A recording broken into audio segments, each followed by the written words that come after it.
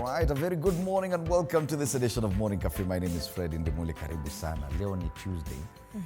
10th of June. 10th of June. Good morning, my name is Anu Dita. So good to have you again. And I'm loving your voice, by the way. I'm struggling. Naona ni kama ninaongea nikirudi nyuma backward. Nimesikia sawa ati Ana li break voice. Nani amesema sina base? Mimi nakaa kukosa base. This is Morning Cafe, welcome. Karibu sana. Quick look at the headlines today. The commanders, and I love this headline today. The commanders, these are the people who are in charge of our security forces.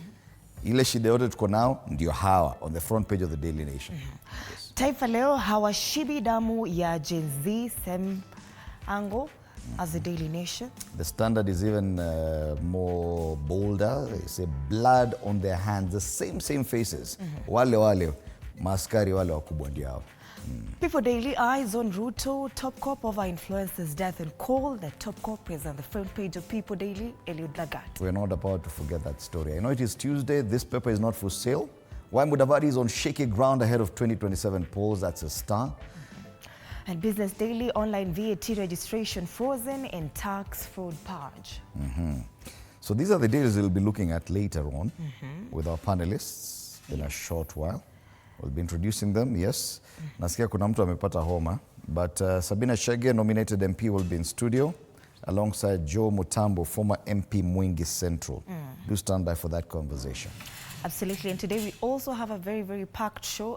Silas Akiro will be here today. Yesterday he wasn't able to make it. Yes, so the conversation not to have yesterday was every child deserves to know their father. Kama wewe ni mama toto na unaficha toto. Unaficha mzee. Wacha mtu ajue babake. Kabisa. Also apparently just like kusoma hiki tu. Manake yesterday it was also misinterpreted. Yeah. So we'll be talking to Brenda Murugi, a trainer at St. John's Ambulance, about how you can handle mtu akichoke on something. Yes. An adult, child or an infant. Basically when you choke on food, on water, on your saliva when you're talking. And this is something very key because I know very many small children put very funny things in their mouths. Yeah. Yes? And then in a block air passage, and then what do you do when that happens? Kuna wale wanajaribu kusema mambo ingine lakini sisi tunajua ile tunaongea. Sisi tunajua mambo yetu. All right, so those are the conversation we'll be having this morning, but meanwhile tuvuke border. Tukivuka kule Uganda, gazeti la New Vision. Museveni probes war veterans missing cash. Kuna pesa ni kama ilipotea. Fallen heroes honored. More land reforms coming. Ni kama kuna pesa ilifaa kuendea wazee fulani alafu ikapotea. Alafu lazima kukuwe na pesa pale. Si pesa, picha ya Museveni akisalamia watu. Kwa New Vision. Kama kawaida. Kuna siku ile alikuwa anasalamia ng'ombe, leo at least anasalamia veterans. Sako pale kwa front page ya gazeti. Other stories on this paper, UPDF colonel arrested over alleged robbery. Now this is something very serious because a colonel is a very senior person in the military and UPDF is the military in Uganda. Yeah. Elsewhere, 30% school children suffer mental problems. This is according to a report on education. Court orders audit of tycoons Kiwanuka's accounts and power play Bujagali tax waiver sparks debate. These are just some of the stories making headlines in Uganda. Pale juu kuna story moja interesting sana. Wasema how beauty trends are damaging women's hair. Hiyo lazima nisome. Lazima nisome hiyo nijue. Kuna ile mambo mnafanya mkifikiria mnakaa vizuri, alafu acha mambo yako wewe. Koma kabisa. Koma. Tukisalia kule Uganda, Daily Monitor, uproar after a monk calls Museveni God. Blasphemy. Just repeat that headline. Uproar after a monk calls Museveni God with capital G. And you know Among is the Speaker of the National Assembly. Yes. Sasa amita Museveni God. Na jana alikuwa anaambia watu mahali vote for Museveni again. So this newspaper is asking blasphemy. A section of religious leaders and politicians have taken exception to Speaker Anita Among's reference to President Museveni as God the Father, Muhoozi Kainerugaba as God the Son, and voters as the Holy Spirit, saying it is offensive and blasphemous. Parliament says the reference is just an analogy. I know hapa amekuja sana. That is wild. This one is just off. Anita Among hapo ni kama umetembea sana. Hapo umekuwa. That is blasphemy, very much blasphemy. Ati Museveni's God the Father, MK, that's Mhozi Kainerugaba is God the Son, and voters as the Holy Spirit. Ai, wewe. Ai, hapana. Akunywe maji kidogo. Uganda mnaleta mchezo sana. Other stories here, new traffic order bites pain as taxi operators have threatened to strike after the new traffic fines were rolled out across the country. That story is on page 3. Ziko hapa 60 kilometers, that is the new maximum speed limit for paved roads. Everything is here on the front page of the Daily Monitor. And of course, if you go against these rules, there is a 200,000 Ugandan shillings fine penalty for driving beyond the set limit. In Kenyan money, it's like 10,000 bob. So unasema ili wafanye Kenya kiendoka afanye. Well, 10,000 bob is still a lot of money. Yes. Wanasema to be paid in 72 hours. Mnabembeleza watu. Tuvuke border tuingie kule Tanzania, and we start off with the Citizen. Youth in focus as TIC sets $15 billion goal. Now this is dollars, so you see Tanzanian money, these dollars. After a record-breaking performance in 2024, Tanzania expects to attract and register at least $15 billion in investments this year as part of wider efforts to generate jobs for its burgeoning youth population. A very positive headline, if you ask me, because wale vijana kule kwa jirani pia hawana kazi. Ni kama tu huku kwetu. But if you talk about $15 billion USD, this is not small money. Yeah. This is not Kenyan money. This is USD. Yeah. This one can actually change the entire country. Yeah. So if at all that is true, wako mbele. Samia's directive to police ahead of general election. President Samia Suluhu Hassan yesterday directed the police force to proactively respond to any signs of unrest that may arise before, during, or after this year's general election. Wameambia tu mkuwe tayari. UK trade envoy to Tanzania to promote investment ties.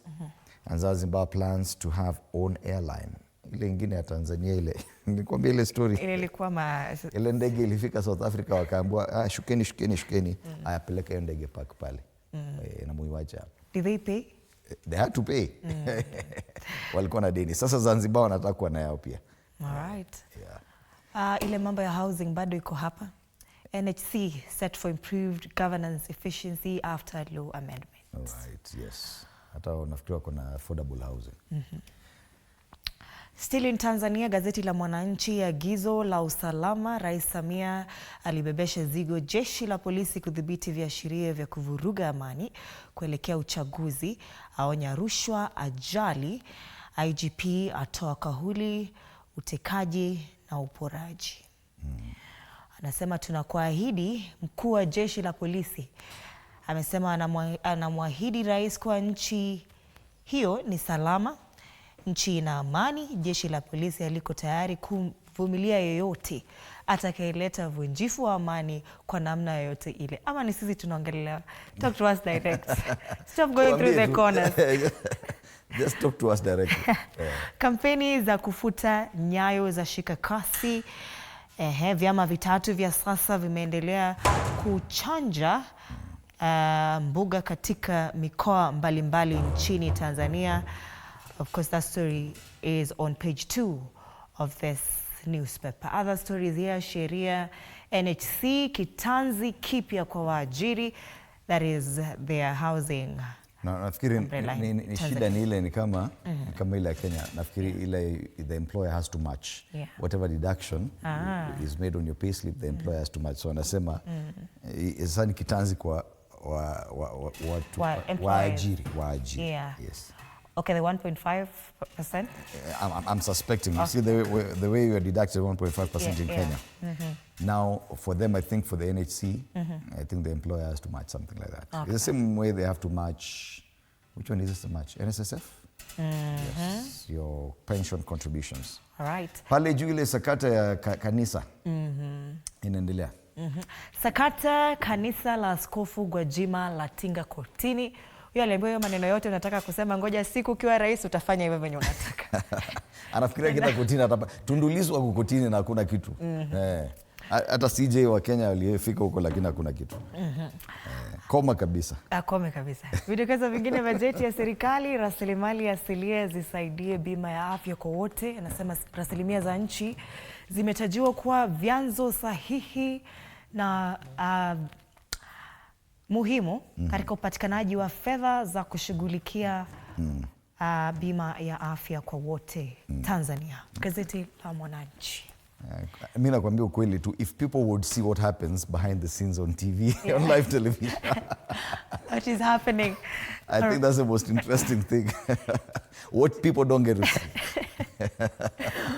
All right, let's take a look at the weather situation. And this is a map courtesy of Zoom.earth.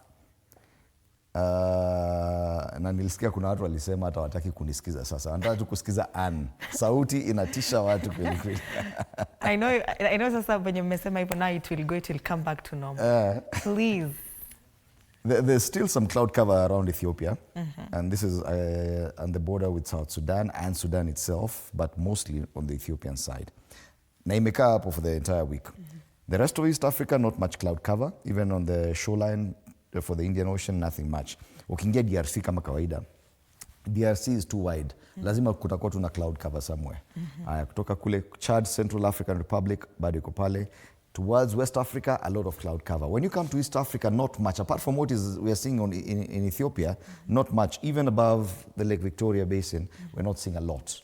But wacha tukuja hapa tuende kwa wale cousins. En Kitui. Wacha tuone kama ni ukweli ama ni jana. Ni ukweli. Lazima ikuwe ukweli. Very cloudy day in Kitui, 17 degrees as we speak, feels like 16, highs of 28. Precipitation in Kitui this Tuesday, 0.3 millimeters. Kama jana. Not much rainfall there. Along the coastline in Kilifi, let's see what's happening there. Na ni kama nimeguza mahali sikufaa kuguza. Okay. Turudi tu hapa Kitui. Yes. In Kilifi, 23 degrees Celsius. Clear skies today, highs of 27 degrees. Promises to be a warm day today. 2.3 millimeters precipitation, not so bad. Let's go to the western part of the country. 16 degrees in Bungoma. Clear skies as well. Highs of 27 degrees and precipitation in Bungoma. 6.3 millimeters. Definitely rain. From mid-afternoon, definitely high chances of rainfall there. All right. Areas of Rift Valley, this is Kericho, 12 degrees, clear skies. Rain expected this afternoon, light to heavy rain from around 1 p.m. So definitely, iyo ni lazima kutanyesha. Maeneo ya Chai. 8.1 millimeters of rainfall in Kericho, so iyo ni lazima tu kutanyesha.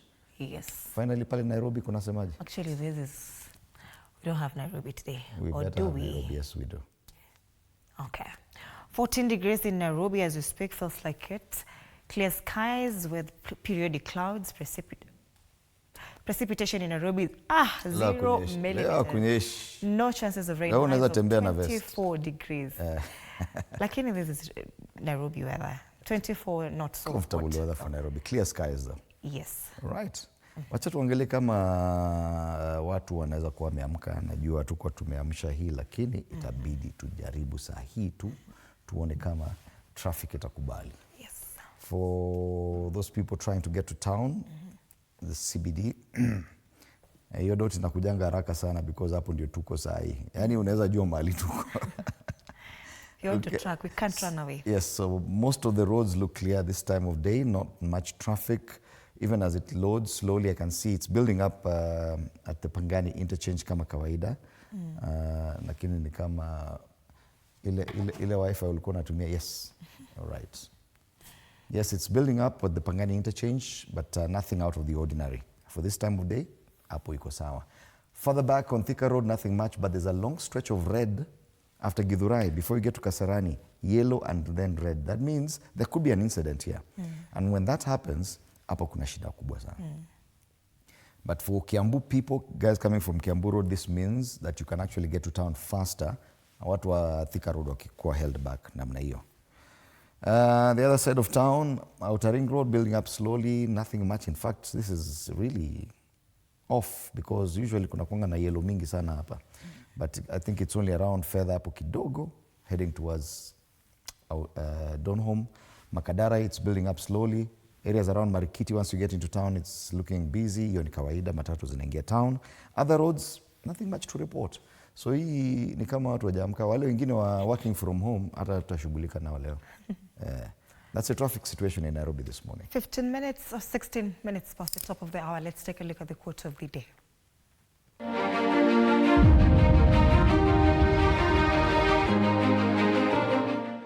Life is 10% what happens to us and 90% how we react to it, because our mindset shapes our experience and determines our growth.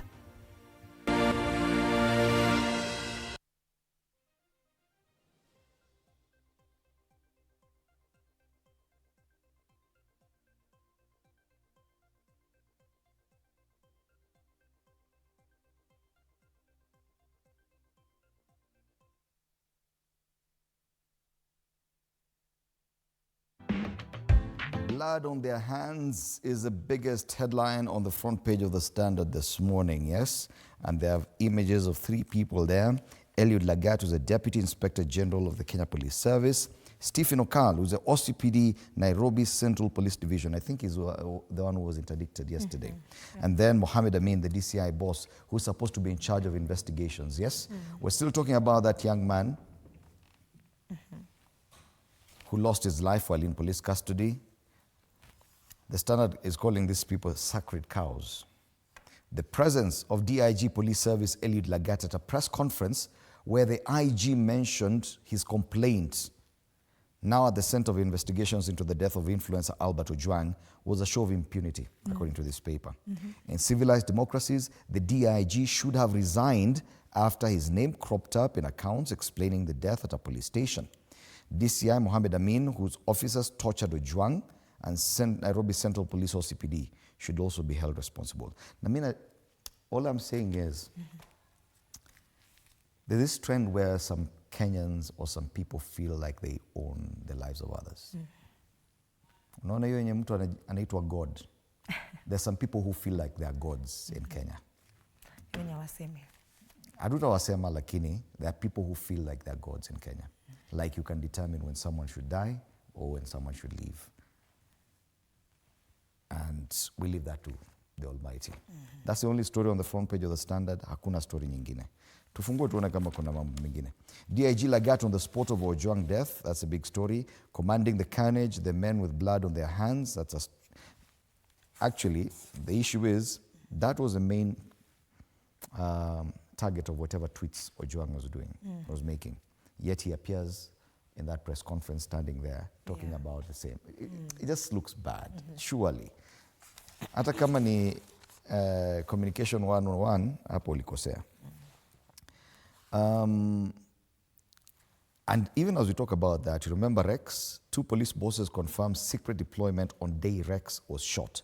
So 2 former officers commanding stations, these are OCSs from Central and Kamukunji police stations, which have also been mentioned in this other case. Yes.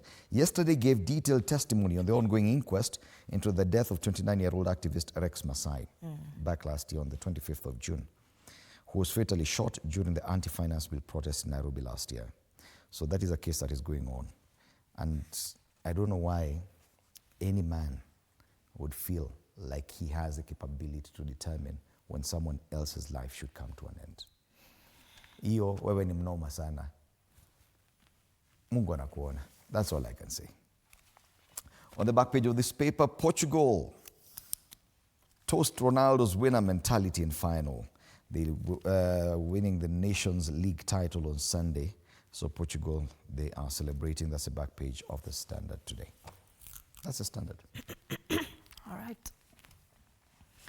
Daily Nation, same story. The commanders, and they ask execution. Kenyans look up to top police bosses for answers as to who killed teacher in custody. Security chiefs are under pressure to resolve the mysterious death of Albert Ojwang, a Voi-based teacher and blogger, an incident that has sparked nationwide outrage. Ojwang died hours after his arrest by detectives investigating a complaint by their boss, Mr. Lagat. The commanders are here. Inspector General of Police Douglas Kanja, DIG Elid Lagat and DCI boss Mohamed Amin. They give a timeline here of the events that occurred before Ojwang's death. 1:30 p.m. Saturday, detectives stormed the rural home of Ojwang in Homa Bay. They arrest him alongside another suspect and take the two to Nairobi. 9 p.m., after questioning at DCI headquarters in Nairobi, the two are driven out and locked up in separate police stations in the city. At 12:39 a.m. Sunday, that is midnight, a duty officer on a routine check finds Ojwang unconscious in the cell. He's pronounced dead at Mbagathi Hospital. Then on Monday, yesterday, police chiefs and IPOA officials visit Central Police Station and promise speedy investigations into the mystery death. Yeah. Before that, they sent a statement saying alijipiga kichwa kwa ukuta mpaka akakufa. Yes. Yes. Have you seen he hit his head on the wall until he died. That's what they said. Hiyo picha akiwa hapo morgue. Have you seen it? No, I haven't. It's there.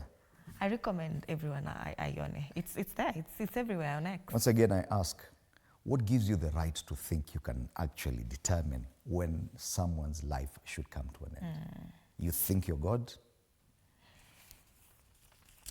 We leave you to God. Number of people who have died in police cells since 2013 is 20. All right. You know, we also have Kenjokoma brothers, once in Embu. And that case was also postponed because one of the police officers allegedly is sick. Other stories here. SHA demands full annual premiums to treat patients. They say thousands of Kenyans are being denied treatment after SHA began demanding full annual premium payments before providing care. And Kenya's coffee yield set to grow and improve earnings. Teachers issue strike warning over pay. Hey, hawa ni siku mingi tukisikia teachers wanaenda strike. They say teachers unions have warned of disruptions to learning in public schools following deadlock over negotiations for a new collective bargaining agreement. And the warning comes 3 weeks to expiry of the 2021-2025 CBA that the union signed with the Teachers Service Commission, and the current CBA lapses on June 30. On the top strip of this newspaper, Ruto at 1,000 days. They say president's mounting debt headache. The country's debt has risen to 11 trillion Kenyan shillings after Ruto's administration added 1.4 trillion shillings by last December. The president says for every 10 shillings in revenue, 6 shillings goes towards repaying loans, leaving very little for development. And that story is from page 4 to 7 of this newspaper. And on the back page, unfinished stadiums, missed tournament deadlines, dent president's sports scorecard. Facilities, as 2024 CHAN tournament has been postponed twice due to inadequate preps, with Kenya the main culprit. You know, Uganda and Tanzania have always been ready. CHAN was supposed to happen in February. Then tukasema, tupatieni time sisi tuunde stadium zetu till August. Sai tuko June.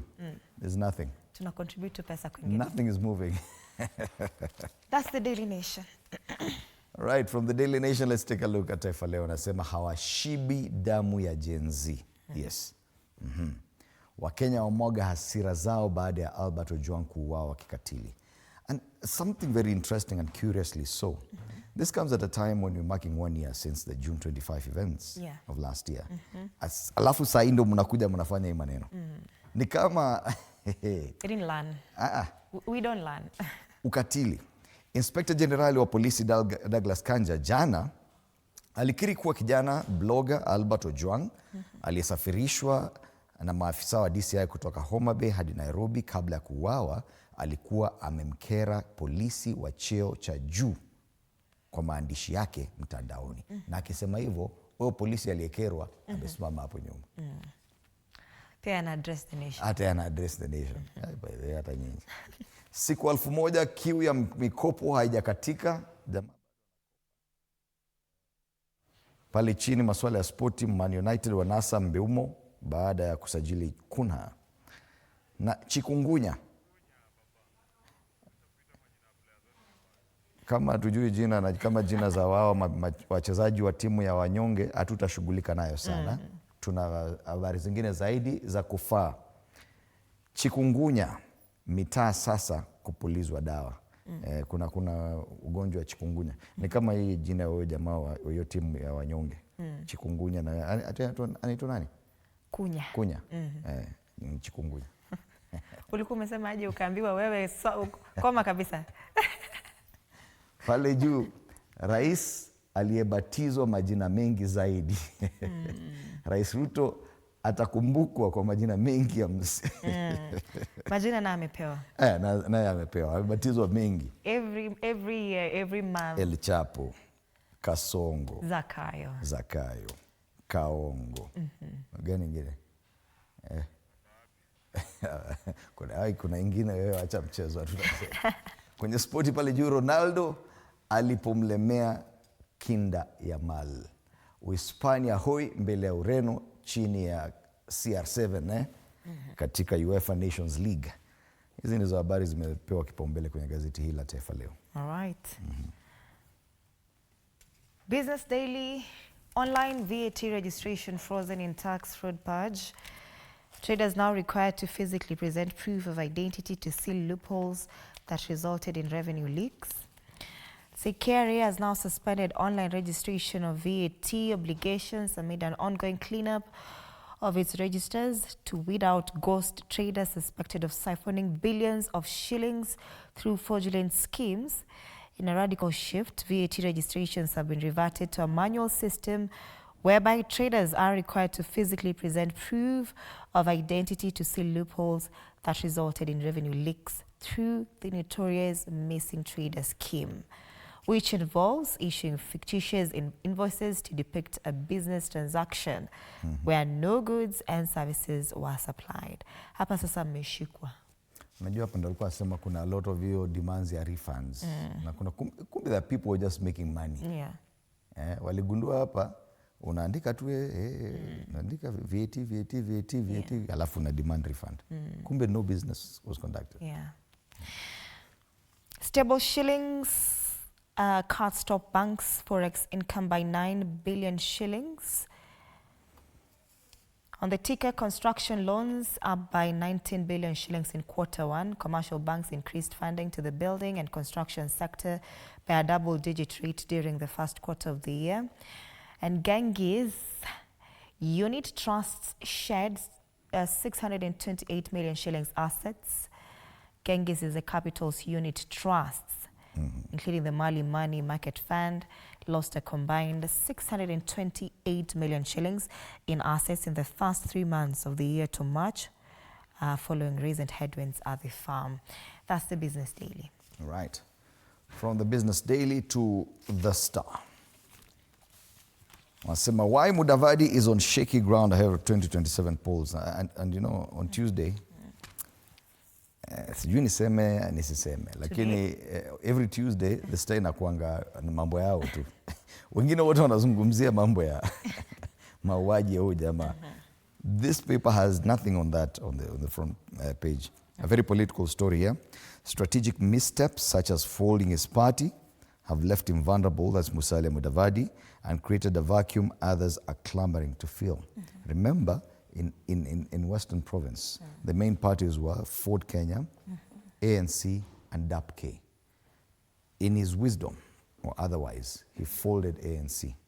So ameacha DAP-K na Ford Kenya. Sasa,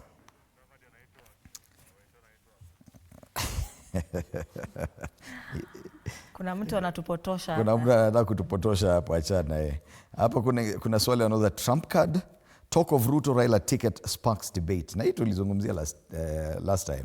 The possibility of a joint ticket for President Ruto and veteran opposition leader Raila Odinga in 2027 has sent shockwaves, with observers saying it has a potential to redefine the election.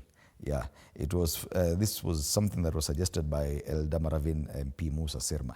Na, kuna watu wakiongea usiignore. Musa Sirma has been there for a while. Yeah. So alafu naangalia ile picha wametumia pale ya wacha niwaite majina yao sile wamepewa. President William Ruto and former Prime Minister Raila Odinga wameshikana mikono, wamefurahia sana na mavazi ile kofia. Wasema mmoja anaweza kuwa ni presidential candidate, mwingine akuwa ni running mate. It could actually be a very formidable ticket. 27. Very formidable ticket. Okay. Yes.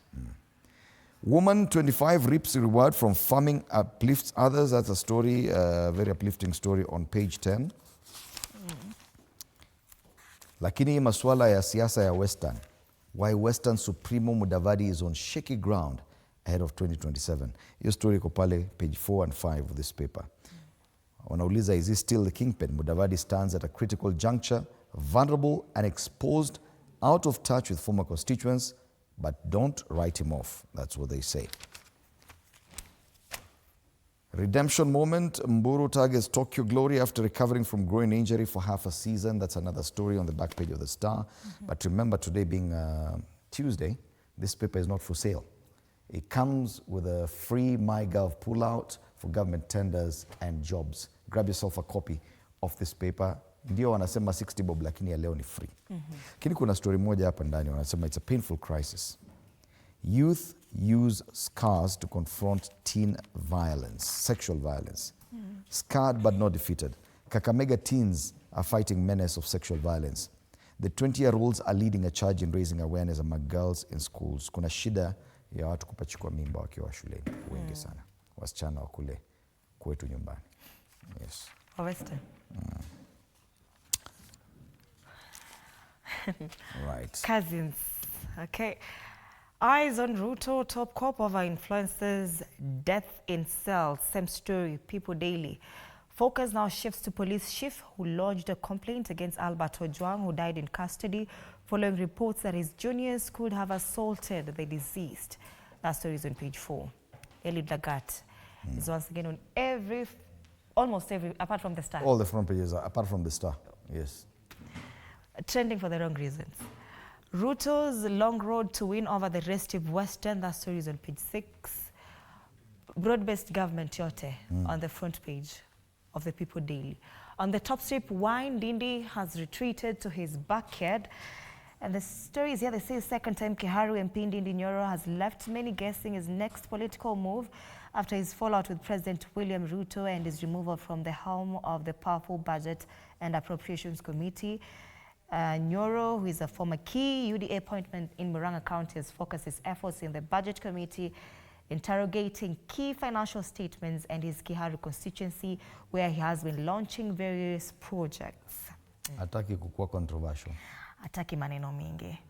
He said Nyoro was a close ally to President William Ruto and acted as his right-hand man until the fallout last year. There's a very interesting story about what happens to your M-Pesa after you die. Actually, what happens to it? Yeah. But who cares? After you die, do you even care? Director anasema die first. You die first, then we'll find out. That's the People Daily. Right. Tuangazie karakacha sasa. Maswala ya polisi. And I think this is the best caption there. This is a cartoon on the Standard.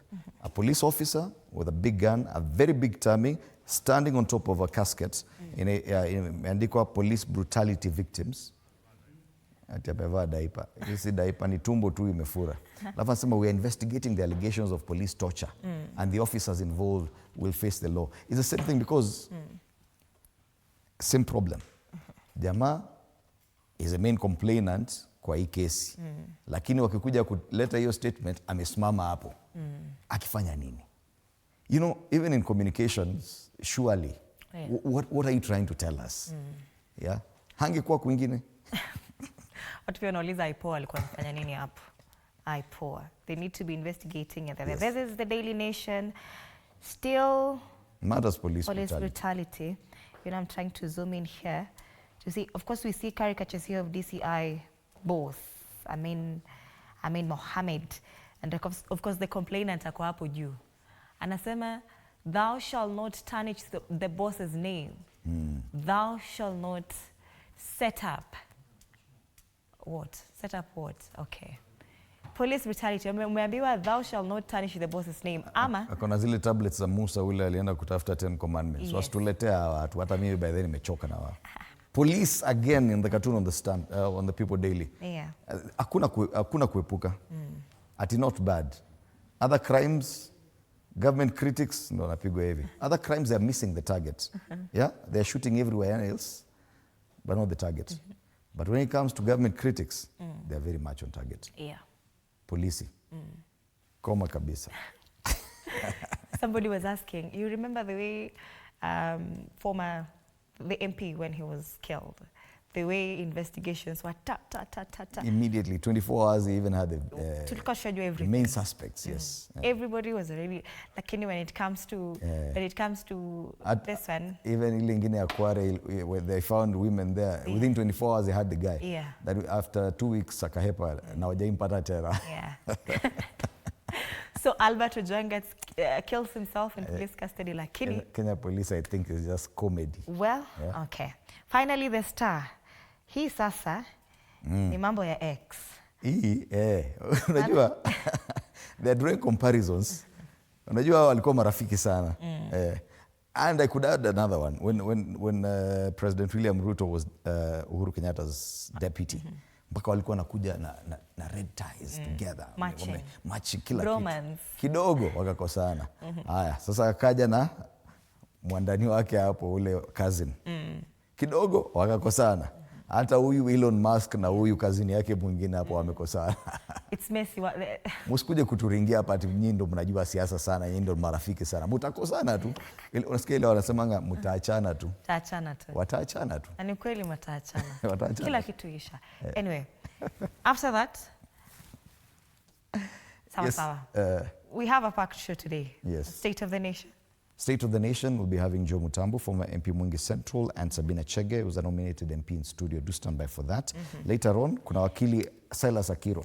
Anasema kila mtoto anafaa ajue babake. Yeah. Absolutely. Ambia mtoto baba yake ni nani, mpeleke nyumbani ajue baba. Alafu in case you choke on food or anything that you're eating, how do you deal with that?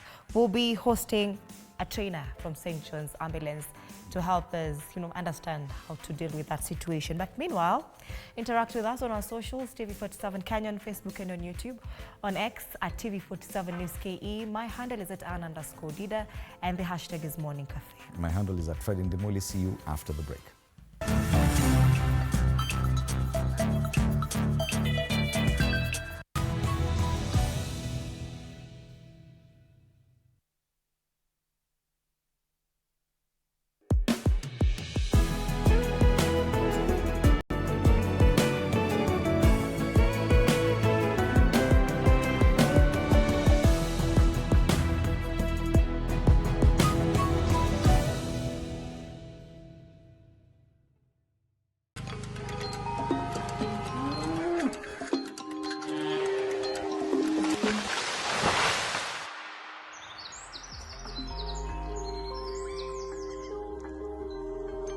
Our world is changing every day, and so should we, for the better. Each week, we tackle the big why, the question that should be on everyone's mind. Why isn't this fixed yet? Deforestation, global warming, and the adverse effects of climate change. The future isn't just something that we inherit, it's something that we create. Join us on The Green Fix as we tell the stories of those who refuse to give up.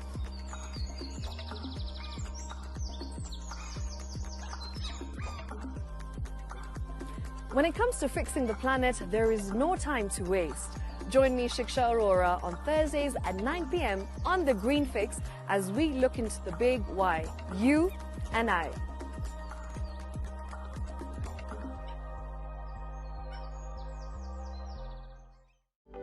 For comprehensive information and education on your health, Body Garage is here. Don't allow anyone to pluck out your good tooth as long as it is strong and stable. Cancer doesn't start today and you get the symptoms tomorrow. By the time you pick it or the time it is manifesting in you, probably will be there about 5 to 10 years. The eye is the window to the rest of the body. Don't forget to stay hydrated. And of course, you at home do take your water. So the ultimate test is actually you check your urine. Your urine should be clear. Clear like the water. Yes. Should be able to see the other side of the urine. If your urine is colored or has changed color, you cannot see the other side, then you have not taken enough water. Don't forget regular health checkups. Early detection saves lives. I want the message be, we can prevent cervical cancer. We prevent cervical cancer in several ways. You have young girls and even somebody who's above that age You can pay at least every 3 years.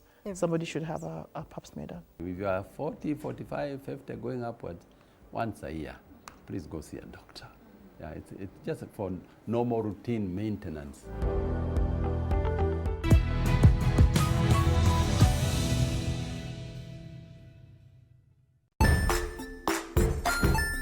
Hey there, friends. Welcome to Kids on the Block, where fun and imagination come alive.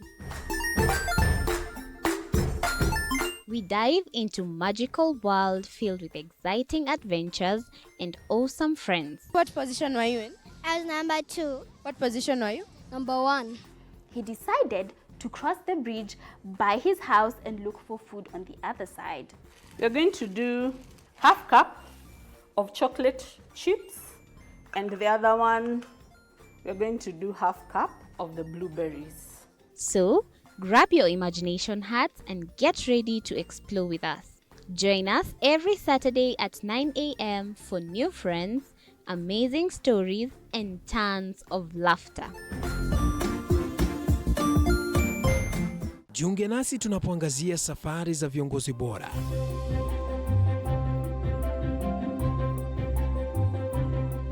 Kutoka kwa ushindi mkubwa hadi masomo magumu. Wakati wetu kwamba wasichana si wa kusoma, ni wa kuolewa, ng'ombe ipatikane, wazazi wakuwa watajiri. Tunashughulikia yote. I wish I were a better investor. My parents taught me how to look for things for myself. Tazama Mfahamu Kiongozi, ambapo kila kipindi kimejaa maarifa, mikakati na hadithi za kukuza azma yako. For me to succeed, I have to fight. Kila Alhamisi saa 1:30.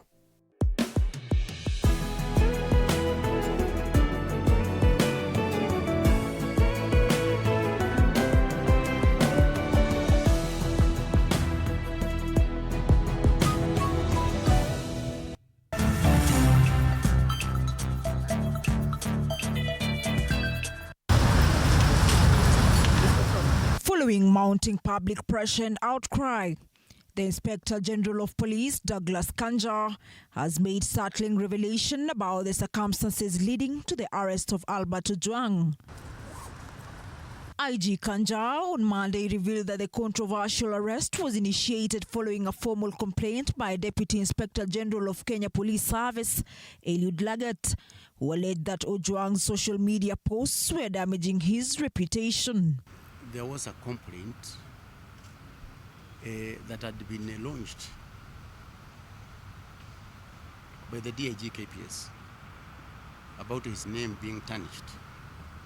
So it is on that basis that investigations were actually being carried out, because he also have got a right to be. Albert Ojwang, a teacher based in Voi and a resident of Kakot village in Homa Bay County, was arrested on Saturday afternoon at his parents' home before being transferred approximately 400 kilometers from Homa Bay to Nairobi Central Police Station, where he died under disputed circumstances. Albert Omodo Ojwang was arrested in Homa Bay County by DCI detectives for the offense of false publication.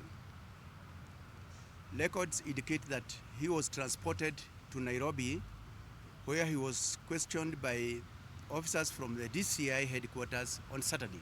Following the unclear circumstances surrounding Ojwang's death, Police IG Douglas Kanja ordered the immediate interdiction of several officers linked to the incident, including the officer commanding Central Police Station, the duty officers on the night in question, the cell sentry on duty, all officers at the report office that night, and any other found to be involved for a transparent investigations. To ensure a thorough, impartial, and expeditious investigations by the Independent Policing Oversight Authority, I ordered the interdiction of the following officers with immediate effects.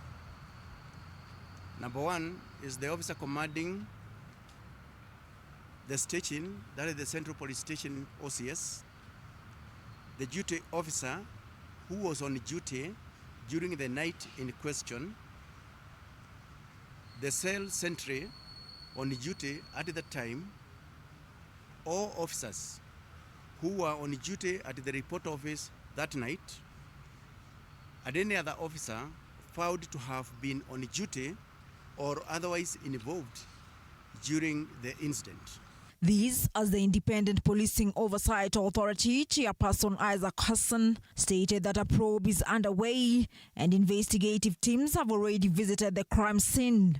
Highlighting how distressing the emotional narration of Ojwang's father was, Hassan has vowed to ensure that justice will be served to the deceased family. And so from last night, we had already commenced the investigations. We have dispatched our team here. They have come here last night. They are still here today. They have visited the scene. I want to assure him and members of the public that IPOA will do everything possible to ensure that justice is served for the family.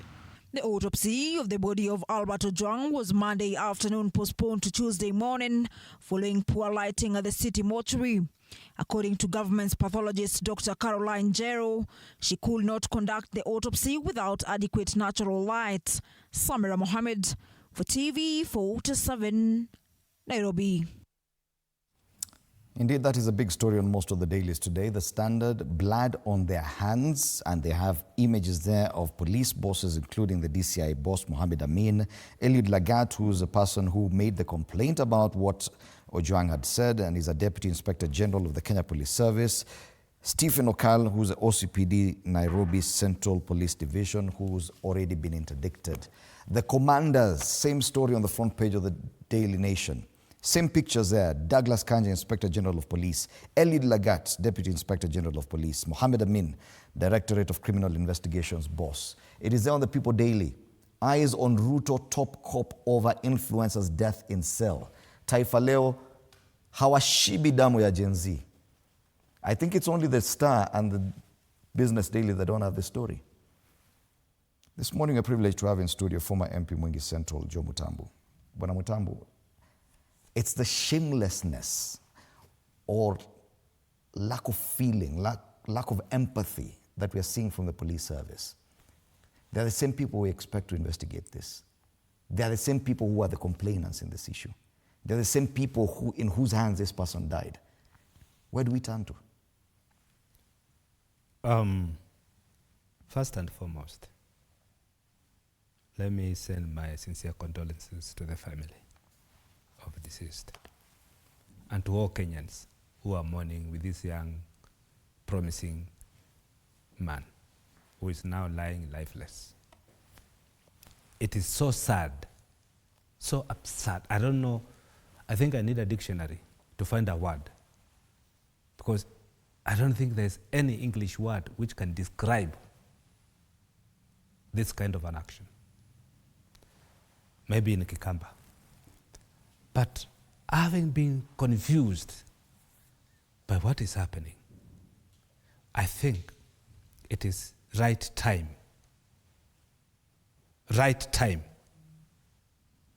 for the person who the bulk stops at, and that is none other than Commander-in-Chief himself, honoring Kenyans and tell them, enough is enough, I'm resigning. From where I sit, I would call for resignation of His Excellency the President for the death of Kenyans, because it is his responsibility. These are his people. He is the commander of these people. So, interdicting our OCS, who maybe was not even aware, because the stories, these people were brought by DCI all the way from 400 kilometers. And then, what I don't understand is when people get into power, what gets to their mind? I don't know whether they think Kenyans are so dumb, that we are so stupid, that we don't understand, that we are garbage. Because last 2 weeks or 1 week, we are treated to a narrative. Honorable Kaiburi abducted himself. I don't know what he did to himself. 2 weeks after, they are telling us a young man, banged his head on the wall and killed himself. I mean, even if these people, they are brothers to devil.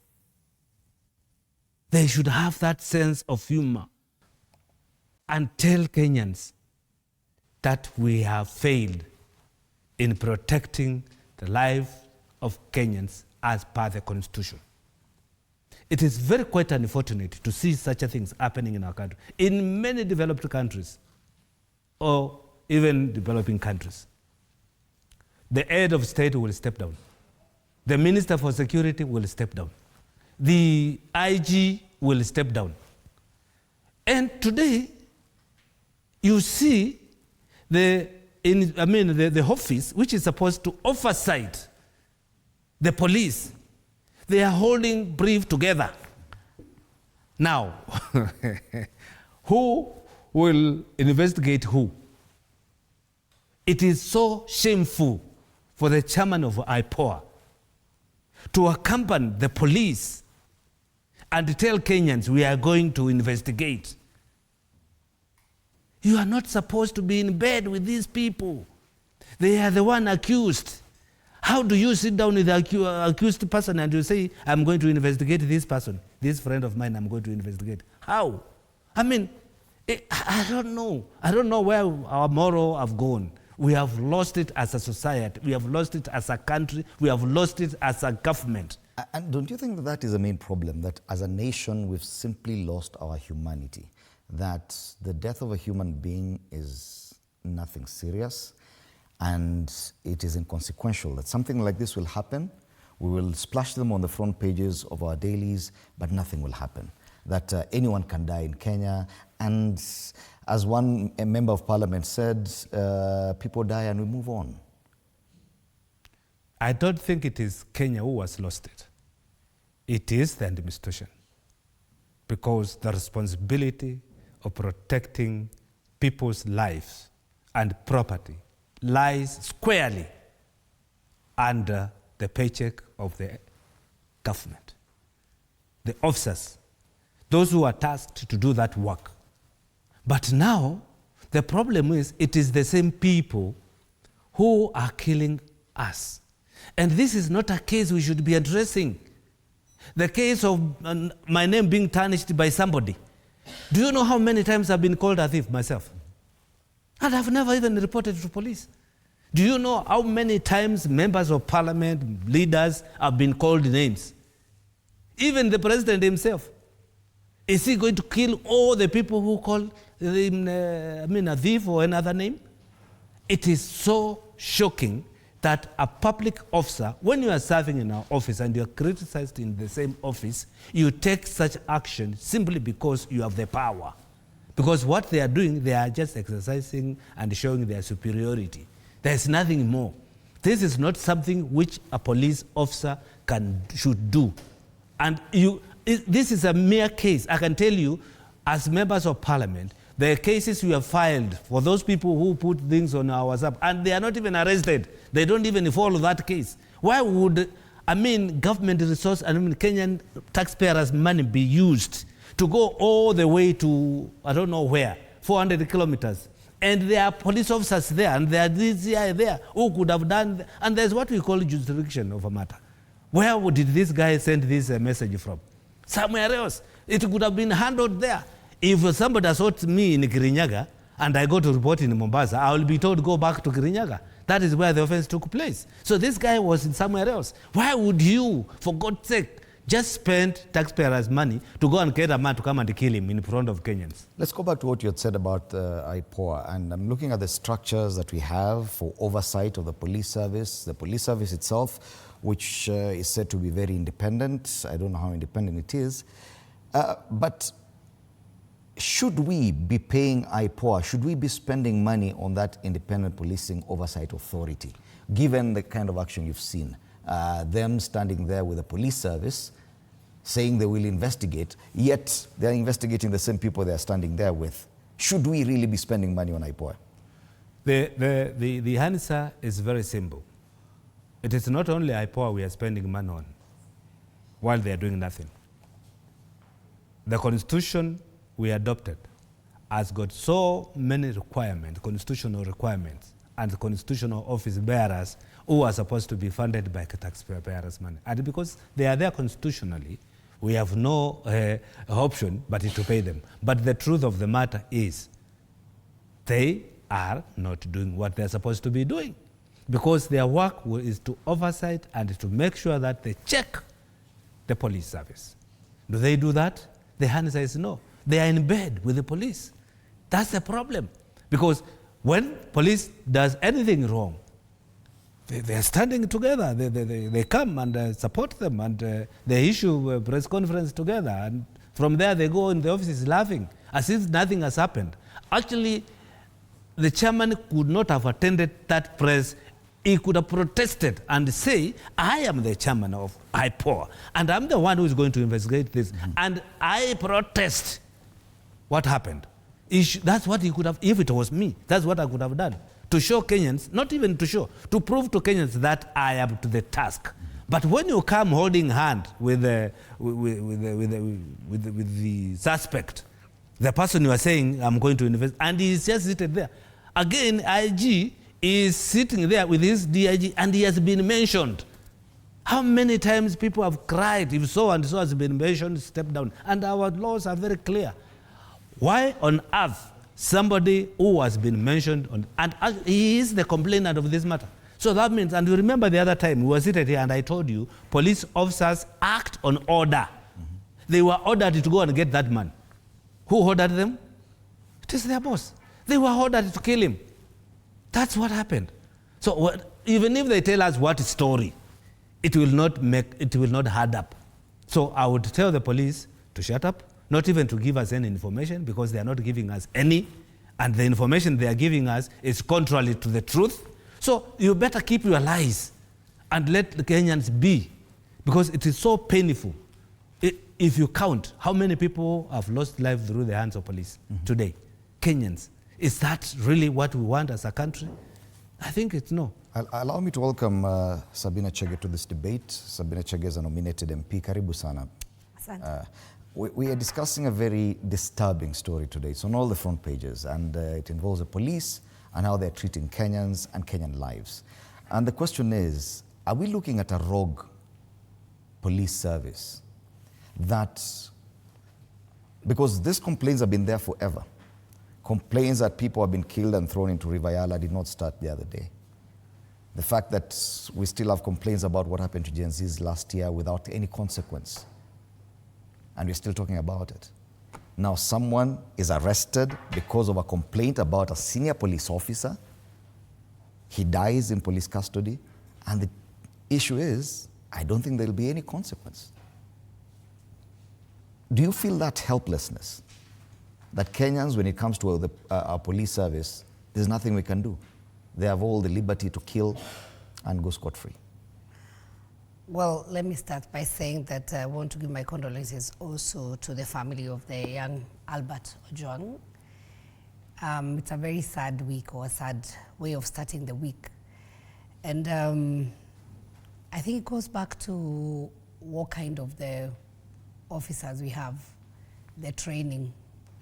If you look at how we enroll our police service, the people in the police service, even education-wise, we don't look for the top performers.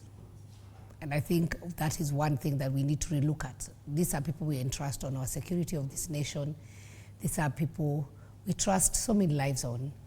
And it's very unfortunate that a young person can be picked from the home, all the way from home, be brought all the way to Nairobi. Reason for coming to Nairobi, I also don't understand.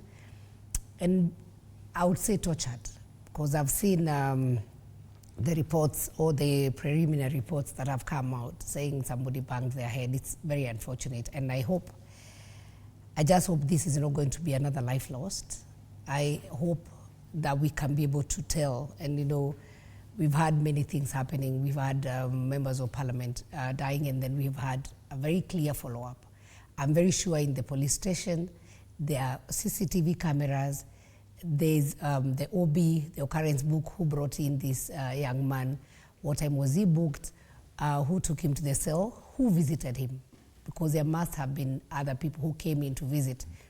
And so from the DCI to the police, we need clear the way we have seen clarity in other issues where prominent Kenyans have lost lives, and we have seen clarity of the events, what followed, and people being arrested, I am just hoping that the police can redeem themselves this time, and they can do a clear investigation and tell Kenyans really what happened to this young man.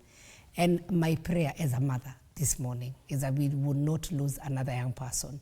We have laws in Kenya. We have proper laws about cyberbullying, if it's somebody who was accused of what the person wrote, but no crime is worth taking another person's life. And we cannot take laws on our hands. So I'm just hoping that the investigation is going to be done and not just delayed. You know, we say justice delayed is justice denied. That as quickly as we saw the issues of us, the prominent people, being fast-tracked and Kenyans knowing what happened, I just hope that this life of this young man, for once, let the police redeem themselves. This time around, I have to admit, I'm simply gutted. This is something else. Let's take a short break. We'll be back to continue this discussion.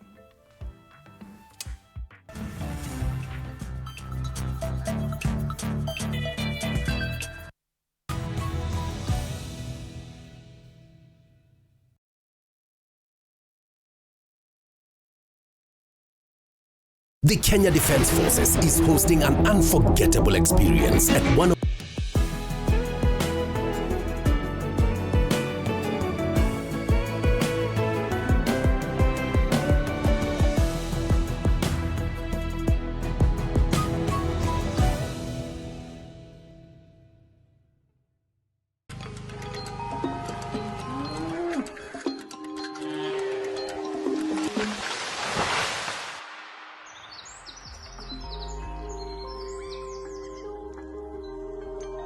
Our world is changing every day, and so should we, for the better. Each week, we tackle the big why, the question that should be on everyone's mind. Why isn't this fixed?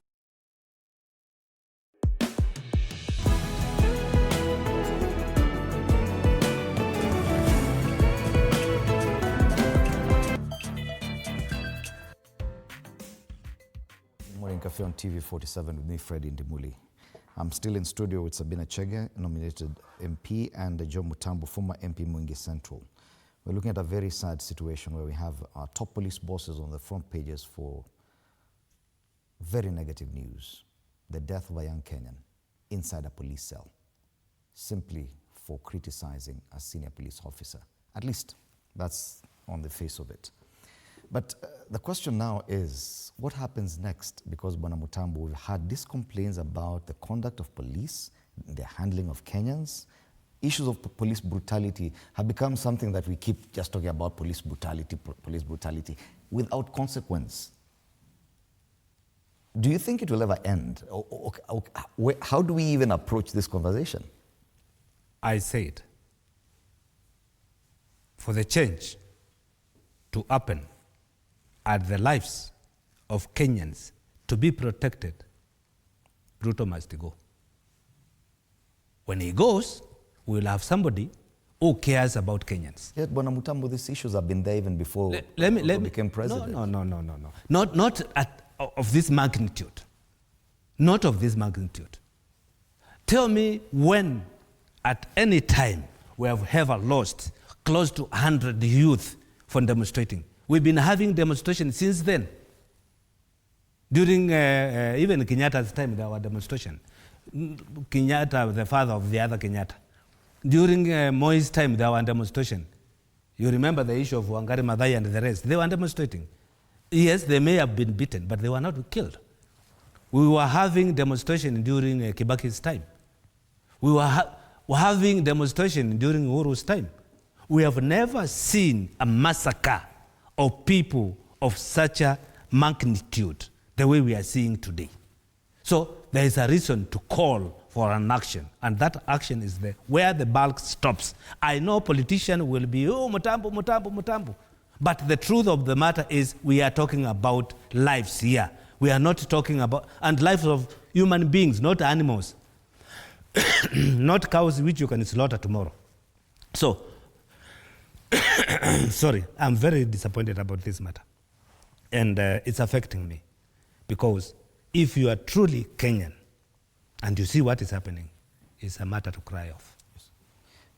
As a member of the National Assembly, this is something that probably needs a bigger conversation. Yeah. Do you think that there should be an inquiry? Because now the word of the police that they're going to investigate themselves or one of their own for this, Kenyans may not take it. Yet I know that the National Assembly itself has been very reluctant to pursue most of these things.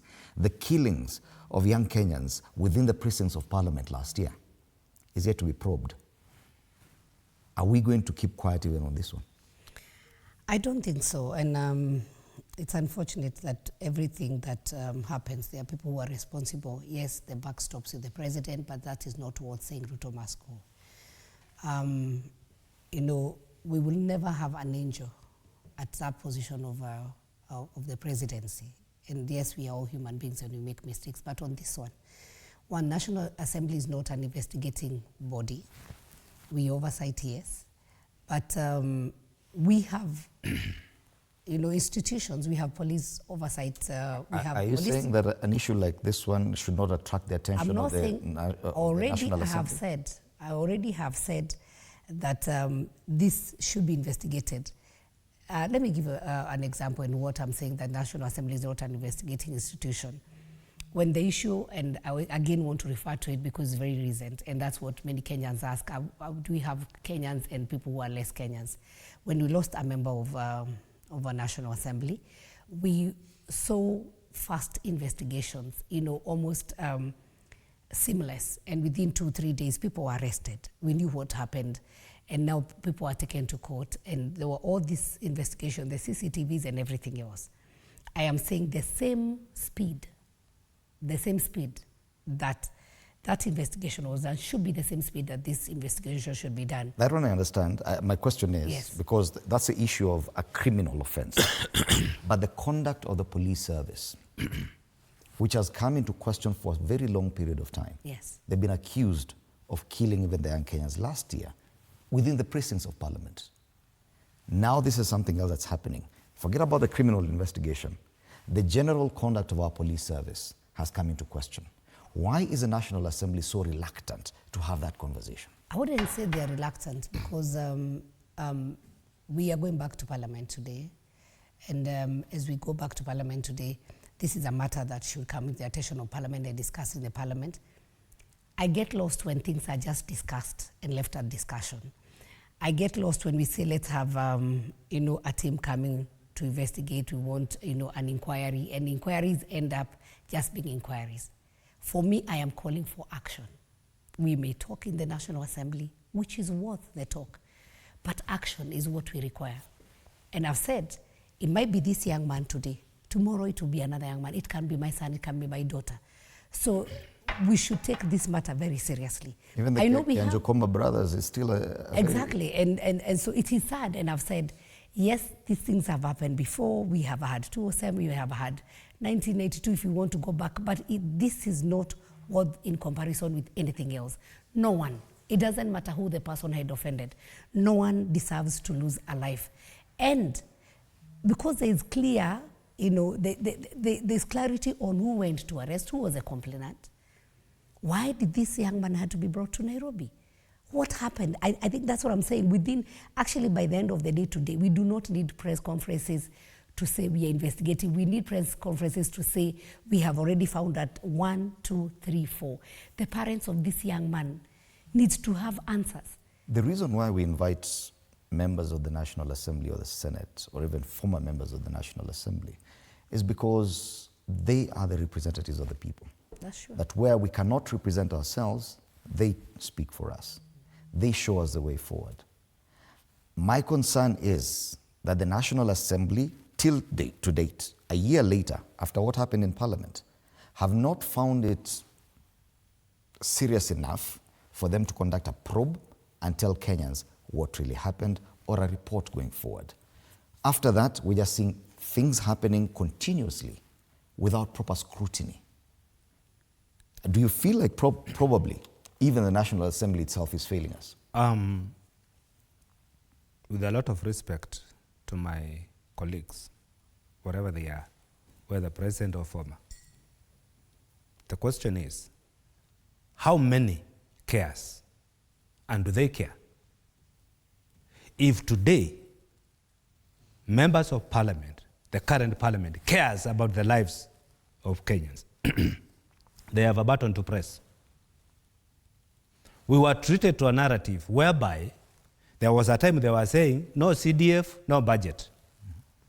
I have never heard one member saying, without proper report of what happened, no budget. But when it comes to them, or to us, let me also say that because I've been there and I'm also a part of it. I've never heard a member of parliament raising a voice.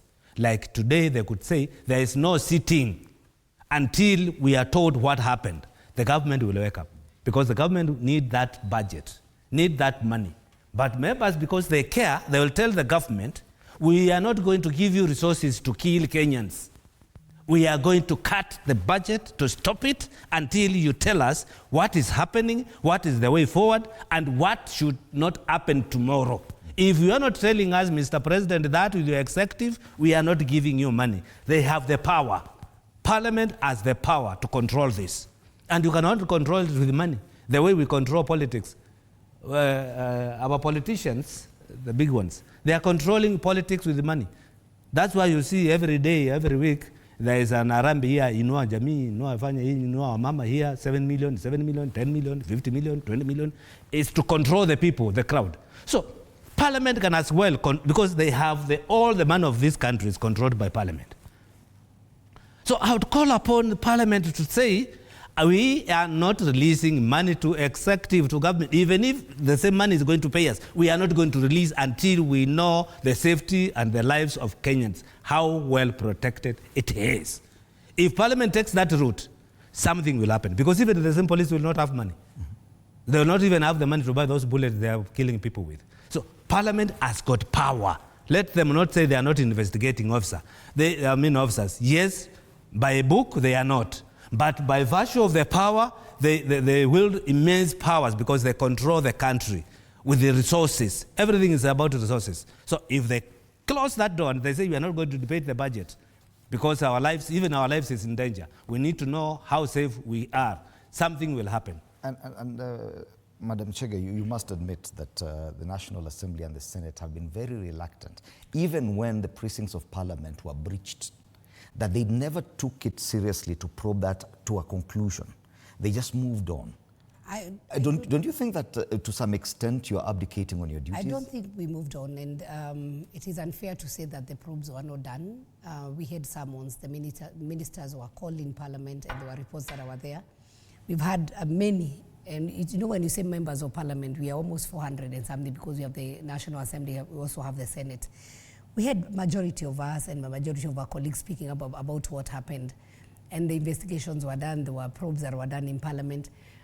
And the Committee on Security, they summoned these ministers and everything else. Maybe what happened to the report that came to Parliament, that's another question. That's a question. But today, and as we are talking about this case, because I don't want to lose on the matter of this case. Because generally it's about police conduct. Exactly, and that I am very sure this happened when Parliament was not sitting. Parliament is sitting today, the first time in the afternoon. I'm sure, if not myself, there are several members who have already maybe written to the Speaker or who raise the matter in Parliament. So it is unfair for us to judge that Parliament has been quiet on this matter, whereas we'll be sitting this afternoon. I am sure almost 100% if we meet tomorrow morning, you will see what will happen in Parliament this afternoon. So there may be a debate. There may be a debate or probably a motion to discuss this matter. But the problem is, as you rightly put it, what happens to those reports? What were the recommendations? How do we move on from this? What is the closure? And that's the question I'm saying. Yes. If at all Parliament continues on that path, from what we saw last year, police misconduct still continues, still persists, then where do we turn to as Kenyans? I just want to remind Joe here that he was also a member of Parliament and he knows what happens. You cannot just say, when items or things are discussed in Parliament, then what happens is implementation. And I think that's why we have an implementation committee now fully constituted by National Assembly.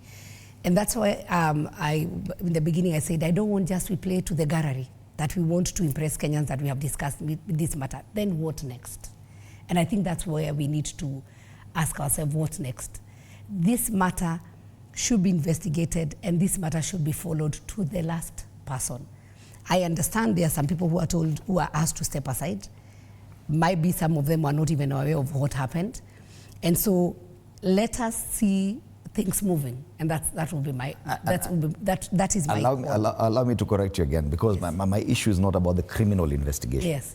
It is about the general conduct of the police service, which has persistently come into question. And that have also yes, a police oversight authority. That too, because probably we need to, probably that's what we need to discuss. That's what we also need to ask ourselves. For example, so we saw the chairman of IPOA standing next to the police IG, and someone who's probably one of the, who should be a suspect in the case, them addressing the nation. Should that be the structure?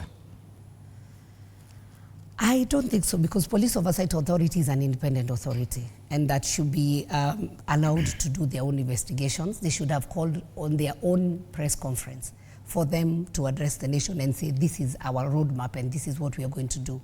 I think by now, the Police Oversight Authority should have started summoning people and individuals to find out what happened, because basically that is their role.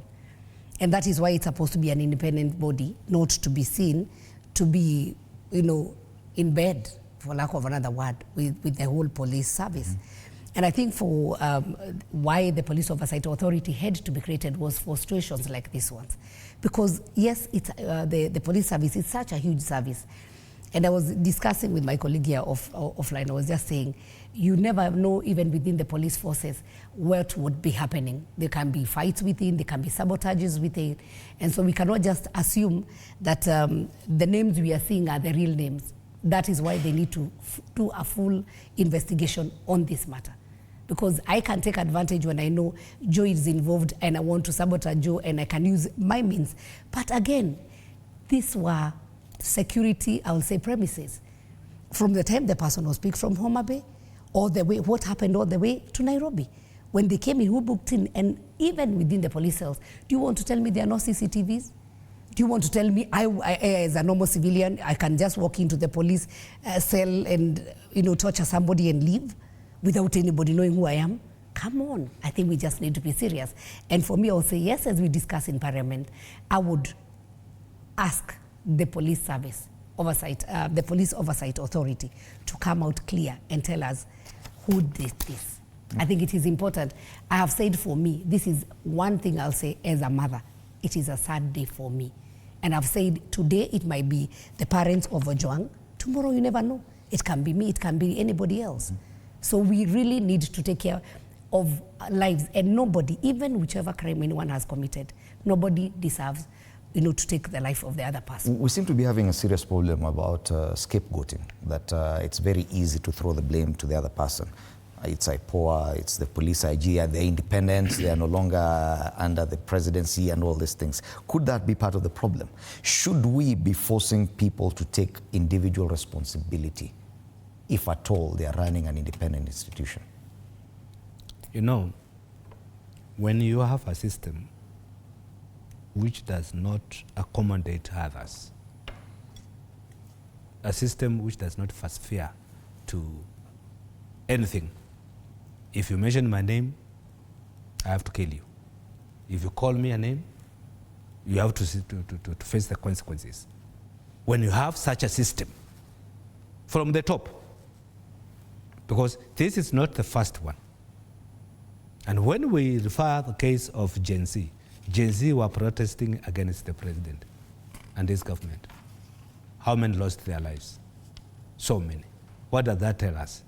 The system we have, they don't tolerate anything which is against them. And this is the problem we are having. So the police are just following simple orders.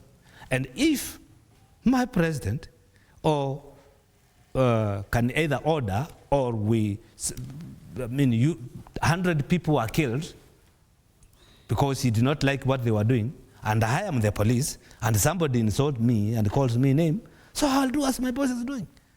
It's a mirror, it's a reflection of our society. That is exactly what is happening. And I can tell you, Mheshimiwa Sabina Chege here, if she will open up, she'll tell you how many times she has been insulted, how many times she has been called a thief, how many times she has been called names. And this is just a police officer who is a public servant. And when you are serving public, everybody will come up with their own thing and call you whatever they want to call you. Why would you take your gun and shoot that person? Why would you use your force, your mighty, to kill that person? Because it does not amount to any reason for this. He may have his rights, the way he's saying, I have my right as a human being to complain. But you complain about what? Being called a thief? How many times we have been told the police are robbers? They are all even your juniors, they have been called all the names. So this one does not deserve to have a life lost by whichever circumstances, whether it is sabotage in the police, whether it is somebody who took advantage, whether the man went and hit the head on the wall. Why did you bring him there? Maybe where he lives in a wall which is of a mattress. And he keeps on banging on that mattress, and this one now is for concrete. Why did you bring him there? You could have let somebody do it there. So the issue is not what we are seeing. It is the system which does not accommodate or does not tolerate anything criticism. You criticize this government, tomorrow you are done. If they want to come and kill me today, no problem. Maybe I'll meet my God very soon. I don't know. But it is extremely wrong what is happening in this country today. The lives which are getting lost because of, I would say, either politics or because of criticizing one another or something like that, and people showing their might and power, it is not fair. We are at a time when we are discussing issues around the budget-making process, which was a very thorny issue last year, and it changed even the course of this administration, significantly so. Part of what Kenyans were doing last year was exercising their freedom of expression. It is the same thing they're doing now. But it would appear that the space is getting smaller and smaller for Kenyans to express themselves. Madam Chege, do you agree that freedom of expression in Kenya is just some words in our constitution, but in reality, no, we do not get to enjoy it? I think if I look at generally Kenyans, we have the freedom of expression. And compared to maybe our neighbors, other countries, I think Kenyans, we are ahead in terms of expression. As my colleague has said, yes, some of us have gone through a lot in the social media and everything else. We survive, we live for another day. And you'll wake up in the morning and you're trending for the wrong reasons that you also don't even know them. But if you decide to chase after everyone, I don't think whether we can rest.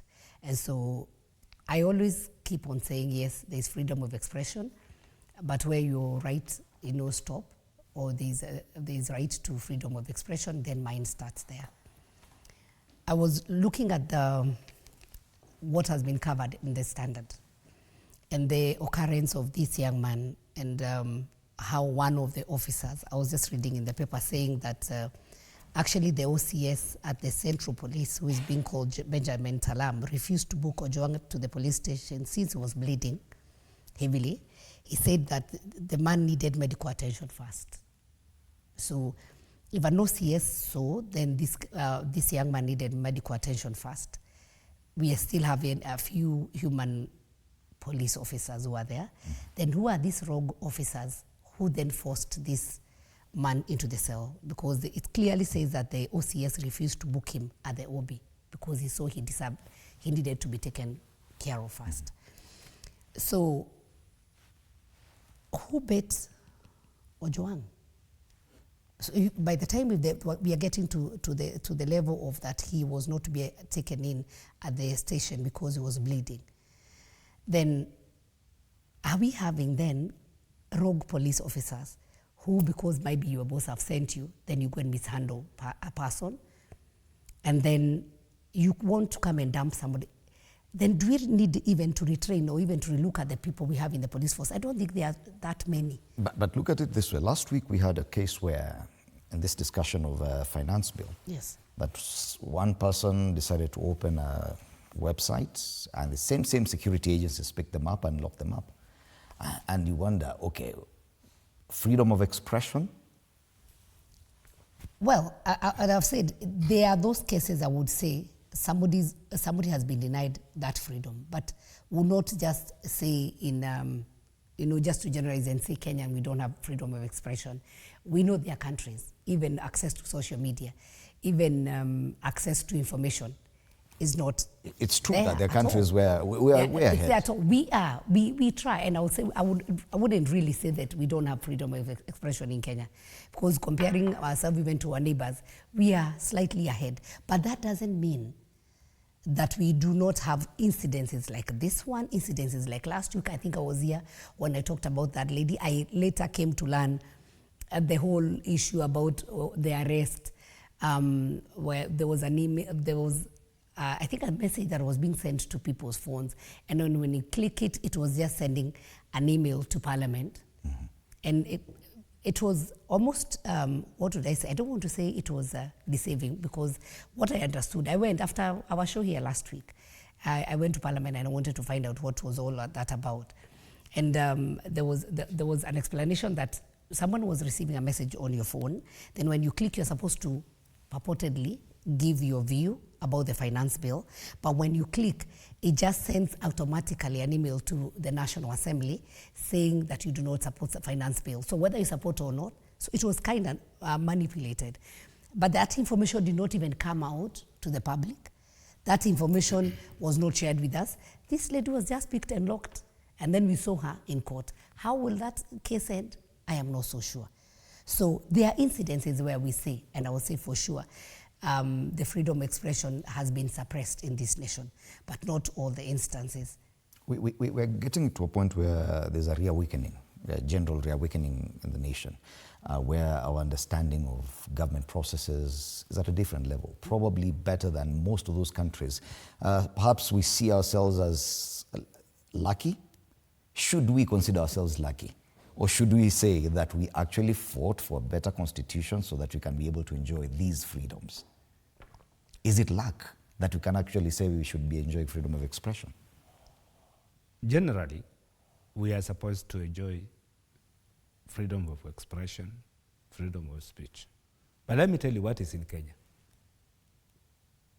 There is guarantee and freedom of speech, but there is no guarantee of freedom after the speech. Mm-hmm. Don't know whether you get me. Mm-hmm. We are guaranteed freedom of speech, but we are not guaranteed freedom after speech. So that's the problem we're having. Problem is right there. Then number two, my sister has just raised something which is very fundamental, and it opens the can of worms. When she read that the OCS, who saw the man bleeding and said we are not going to book him in, he needs medical attention, it is the same OCS interdicted. Mm-hmm. What does that tell you? What does that tell you? That the boss who is interdicting others knows what is going on, because he's trying to silence the OCS. You don't need to be a rocket scientist to understand what is going on in this case. For me, having little knowledge of security, I have made my conclusion that top bosses, they know what happened. They are aware. And now they are trying to victimize their juniors. And the people who went to collect this gentleman, Albert, they were just following orders of their boss. And like I alluded the other time, and I've repeated today, that police work with an order. They follow orders of their seniors. They don't do anything outside. So, for this matter, either Kenyans, those who love Ruto so much than me, more than me, but I don't think there's any, because I loved him so much until I gave him a lot of votes, more than the people who are making a lot of noise in his government. I can tell you for free, I gave Ruto more votes than Duale. Go check how many he got in Garissa and how much he got in Mwingi Central. I gave him more than the people who are making a lot of noise in his government. But the man I fought for, the man I loved, is not the man I'm seeing today. I'm seeing two different people. So my call is, Mr. President, whatever is happening to our country is a shame. And the buck stops at you. If you cannot do something, kindly resign. I know they will come, gun blazing, Joe Mutambo, blah, blah, blah, blah. Those who are eating, those who feel comfortable, those who are with him, they will fight. But the truth of the matter, if you love this country, you love your brothers, you love your sisters, you love those who are losing their lives, you value them, turn to your friend and tell him, my good friend, I would wish to see Oscar Sudi telling Ruto, Chamuge, hapa mambo imeharibika. Tafadhali pumzika. If we have such a man in this country, we'll change this country. Now, when it comes to the issue, because now we're discussing issues around the budget-making process, the finance bill, which was a thorny issue last year and which probably brought a lot of sensitivities, especially within the administration. With what is happening with the security agencies, do you think Kenyans are willing to discuss this thing openly? Public participation, Parliament opened it up, but with what is happening currently, do you feel that Kenyans will be willing to discuss this openly going forward? Kenyans have a right to discuss the issues about the finance bill or any other matter. And as you said, Parliament is it represents the people of Kenya and the will of the people of Kenya. And already these kind of discussions even started last week. And that one's incidents that happened should not deter any Kenyan from expressing themselves or from giving their views about what they feel, not only about finance bill, but about governance, about parliament, about any other matter, because we are here as Kenyans and we should express ourselves. So at this point, for the Kenyans who to give their views, there were emails sent. I think even the publication came out last week. Public participation have been happening. I'm aware that last week also the finance committee was out and about, and they went to different places where it had been given notices in the newspaper, and they met Kenyans, and Kenyans have given their views.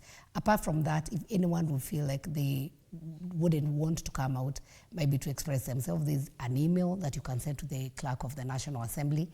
And one of the reasons why that matter came up is because on a weekend when the clerk went to the office, he found like 20,000 emails that had come in, and they started tracking back what has just happened, that these emails came, and they found that the emails were coming from one source, which was now a prompt that was coming from people's phones. I think we need to express ourselves better. I said that last time. The government needs to come out clearly and express themselves.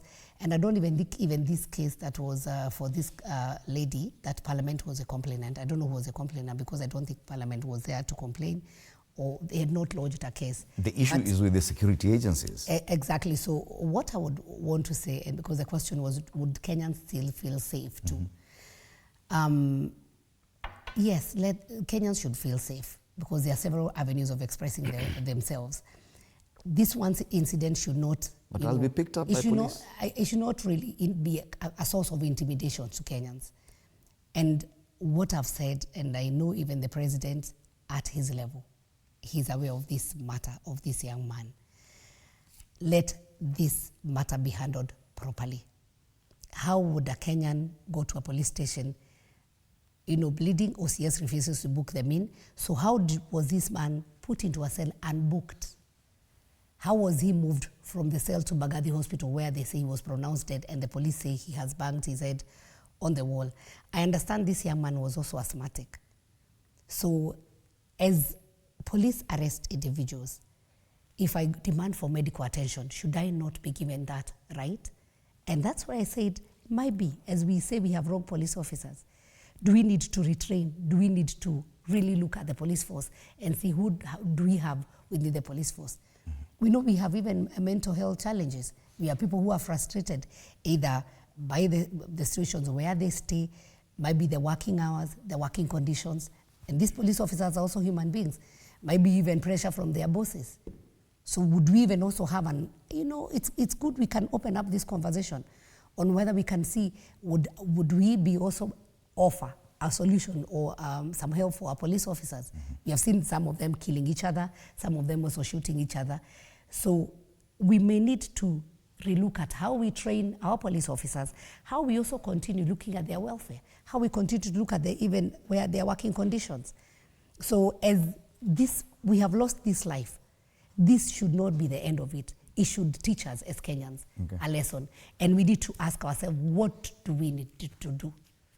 Because this case, how inhuman would anybody be? That you beat somebody, and instead of taking that somebody to a hospital, you come actually unbooked, lock somebody in a cell. Do you feel like we've lost some of the gains we had made from the new constitution, that we felt we could do a lot more, but from the actions, especially from the security agencies, people are now taking a lot of caution that, let's not enjoy those freedoms. They are there in the constitution, but let's not try enjoy them. I think we have lost much.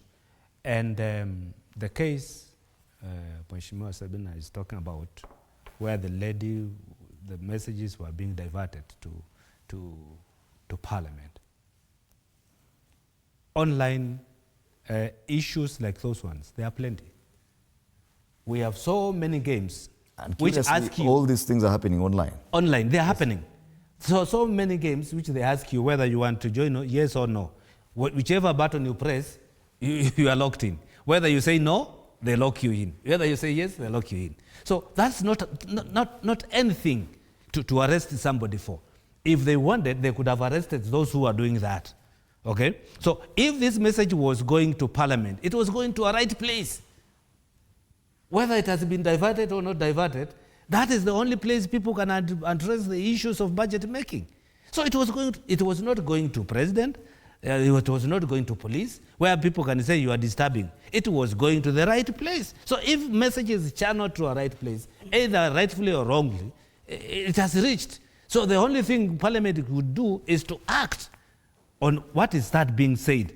If I sing one song many times, will you arrest me? Because I've sung that song many times, talking of one thing. So I don't see any sense of arresting somebody for that and calling it a crime. I would like to give a clarity on that.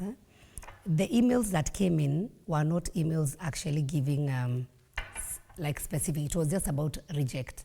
So it came in as spam. And Parliament had just advertised that Kenyans can give their views. So the same email for the clerk is where they were receiving the views from Kenyans about the finance bill.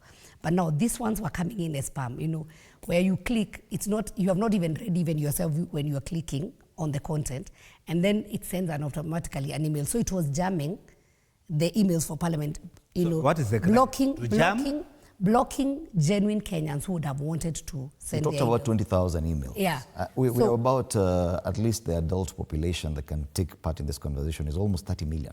You see, 20,000 emails should not be a problem. The whole issue was, this was like a spam. I hope you understand. I don't want... It's not a crime to have a spam. A spam email where it would have denied, the rights, because you can handle so much emails within a small time. And so that was what had happened. Whether Njeri, actually, that is another case, knew what was happening is another case. Because we have also seen that even as politicians, we are taking advantage. That we can use somebody who is innocent to take something on our own advantage, because we also want to be seen running to courts, purporting to be supporting this person who is an innocent Kenyan, who has no idea on what is happening. And we want to go there, we are lawyers or something. And even when a small amount is asked by the court for that person to leave, after the cameras are off, we all run away and we leave this innocent Kenyan there. I think we also need to stop as politicians taking advantage of our own innocent Kenyans. So we just, there's a lot of PR. There's a lot of people being seen. I am here. I am the one who is here to, mimi ndio mtetezi. You understand? But at the end of the day, we are doing it for our own political mileage. Let us be sincere with each other. Which is lesser evil? To go to defend somebody or to take somebody in They were not defending. I don't think they were defending. Whichever. They were playing you know, politics. when you are sick and I come there, I look at you, you feel comforted, even if I'm not giving you medicine. But when I'm sick, you want to come and see me in hospital, don't come and take a photo with me, don't come and just come and see me and go home. All right. Let's move on to the budget making process, because I think it's also here with us. Do we have a story on the budget? Yes, let's have that story. Yes, let's have that story.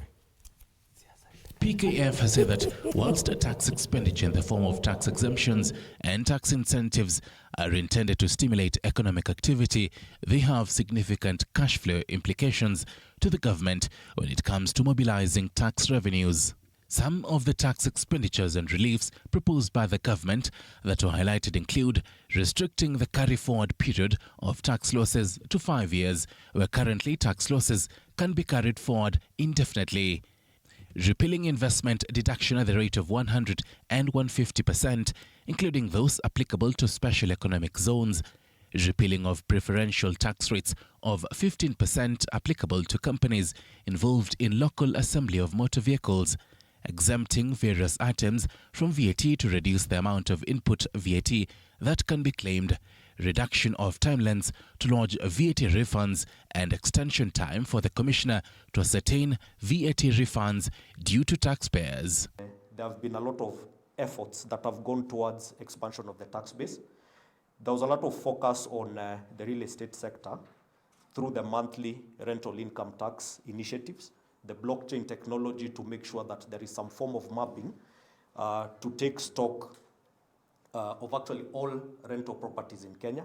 The PKF made its position on taxation measures known, saying it expects the government to expand the tax base in areas such as focusing on real estate sector, enhancing of the electronic tax invoice management system, ITIMS, enhancing the iWhistle platform to allow for reporting of malpractices, expanding the tax scope for all transactions being conducted over the internet, and focusing on addressing tax evasion and corruption.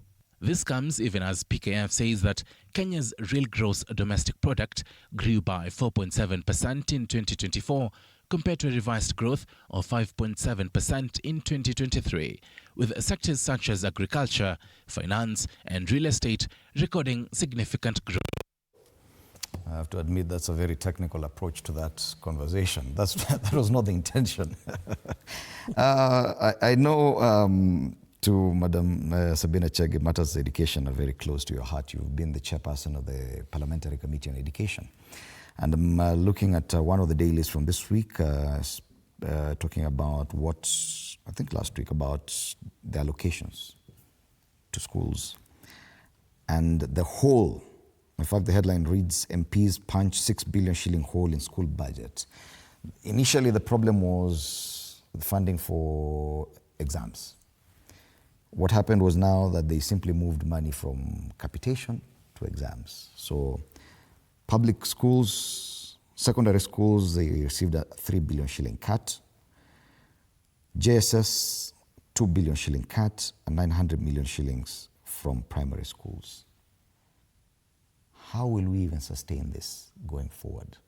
You know the issues around capitation and the challenges we've had. Just this year, our school received 87 shillings. So just moving money from capitation to exams, was that the best way? Well, I think our education system has continued to change the approach. The way when I was the chair of education, it was clear by class 8 there is going to be exams, then by Form 4, and the way the budgeting process was done. This time, I was actually looking at a story on page 4 about grade 9 learners starting to choose career paths. And this story tells about the schools that will receive less students or less interest from the students, because from grade 9, the schools right now are supposed to be advertising or showcasing themselves to the learners so that the learners can choose that school. So if the school has less students, that means they receive less capitation. And so we may need to relook at our funding model for education, because capitation was based on the number of students. For the one that received 87 shillings, I don't know whether it's, I have not followed on that story. whether they have students or they didn't have students, or what happened, or it was an error of sending that money, because 87 shillings, even if there was one student, I don't think that would even cater for one student. But at the end of the day, we need to relook at ourselves, not just about putting money, because we can, yes, allocate money to education, but where is this money going in? When you talk about the learners who are now in grade 9, who are supposed to choose career paths, which schools are they going to go to? If it's a science student, or a lot of students want to go to science, are we ready, even with the infrastructure? I've had some of the students who are now doing the JSS, they're supposed to have laboratories, and those schools don't have laboratories. What we need to do as the people who make the budget, and this one I am pointing at myself, I'm pointing at my colleagues at the National Assembly and also the ministries, and I've seen that before, where ministries bring in a budget, and Mheshimiwa has been there in Parliament before, where they just look at what was in last year, they add their percentage to 5% and bring in the budget, not thinking what changes have happened, what are our priorities, what do we need to focus on, where we will call it a priority-based budget. And like where we find a lot of either people within the ministries, or we want to call them the stakeholders, wanting to commercialize everything from health to education. We decide to commercialize everything. So we are looking at where the money is going, for if it's examination, if it's what. Mm-hmm. But my big question I ask myself even up to this point, because we spend a lot of money on exams, on printing exams. Do you want to tell me if we cannot have a way that we can be able to print our own exams and have security? We still have the old way of where students are doing exams having a police with a gun, a class 8, a class 4. It happened to us even when we were in school. So do we have a society that cannot be able to be trusted? Is it an issue of priority? Because where are we getting it wrong? Because these are key sectors. Education, if we get it wrong somewhere, that's it. You disenfranchise an entire generation. Where are we getting it wrong when it comes to issues like education especially? The problem of education lies within resources, financing. We have messed our education financing model completely. We have taken money for education and put it in many different hands. Many different hands. Mm-hmm. Each leader elected, from MCA to the president, they have money for education, mm-hmm. one way or the other. Mm-hmm. We have MCAs saying that we need bursary for, the governor must give them the money for bursaries. MP has money for bursary. Women rep has money for bursary. Governor has money for bursary. I don't know about senators. The president has money for bursary. And they are doing same thing, right? So we have messed that completely. We have also taken the issue of now infrastructure of schools and categorized in the ministry, whereby it's being handled by different departments, all right? We have now done the procurement, which is also being handled by a different category or different person on a different category, either from a county or from I don't know where, from national. We have TSC, which is paying the teachers. It's also being handled on a different forum. So money for education is scattered everywhere, that if you want to get a class in a school, you don't know who to ask, whether MCA, governor, MP, government, minister, or the president. Mm-hmm. So it is the prerogative of them, either those leaders, to see this ward or this location or this area gave me some certain vote, so I'm going to do them a class. You people, you never voted for me, I'm not going to, and that is what is happening today. These people never voted for me, I'm not going to give them bursary. This one voted for me, I've been giving them bursary. So we have confused the entire education system. Way forward, if all these monies are consolidated in one center, I don't mind even if it's in the ministry. Okay? What is the governor doing with the money for bursary? For, I don't know, class. I don't know for what. What is the MP doing? I mean, unless I want to use it to induce people so that they can elect me tomorrow. But that is not my work. That work should be done by someone else.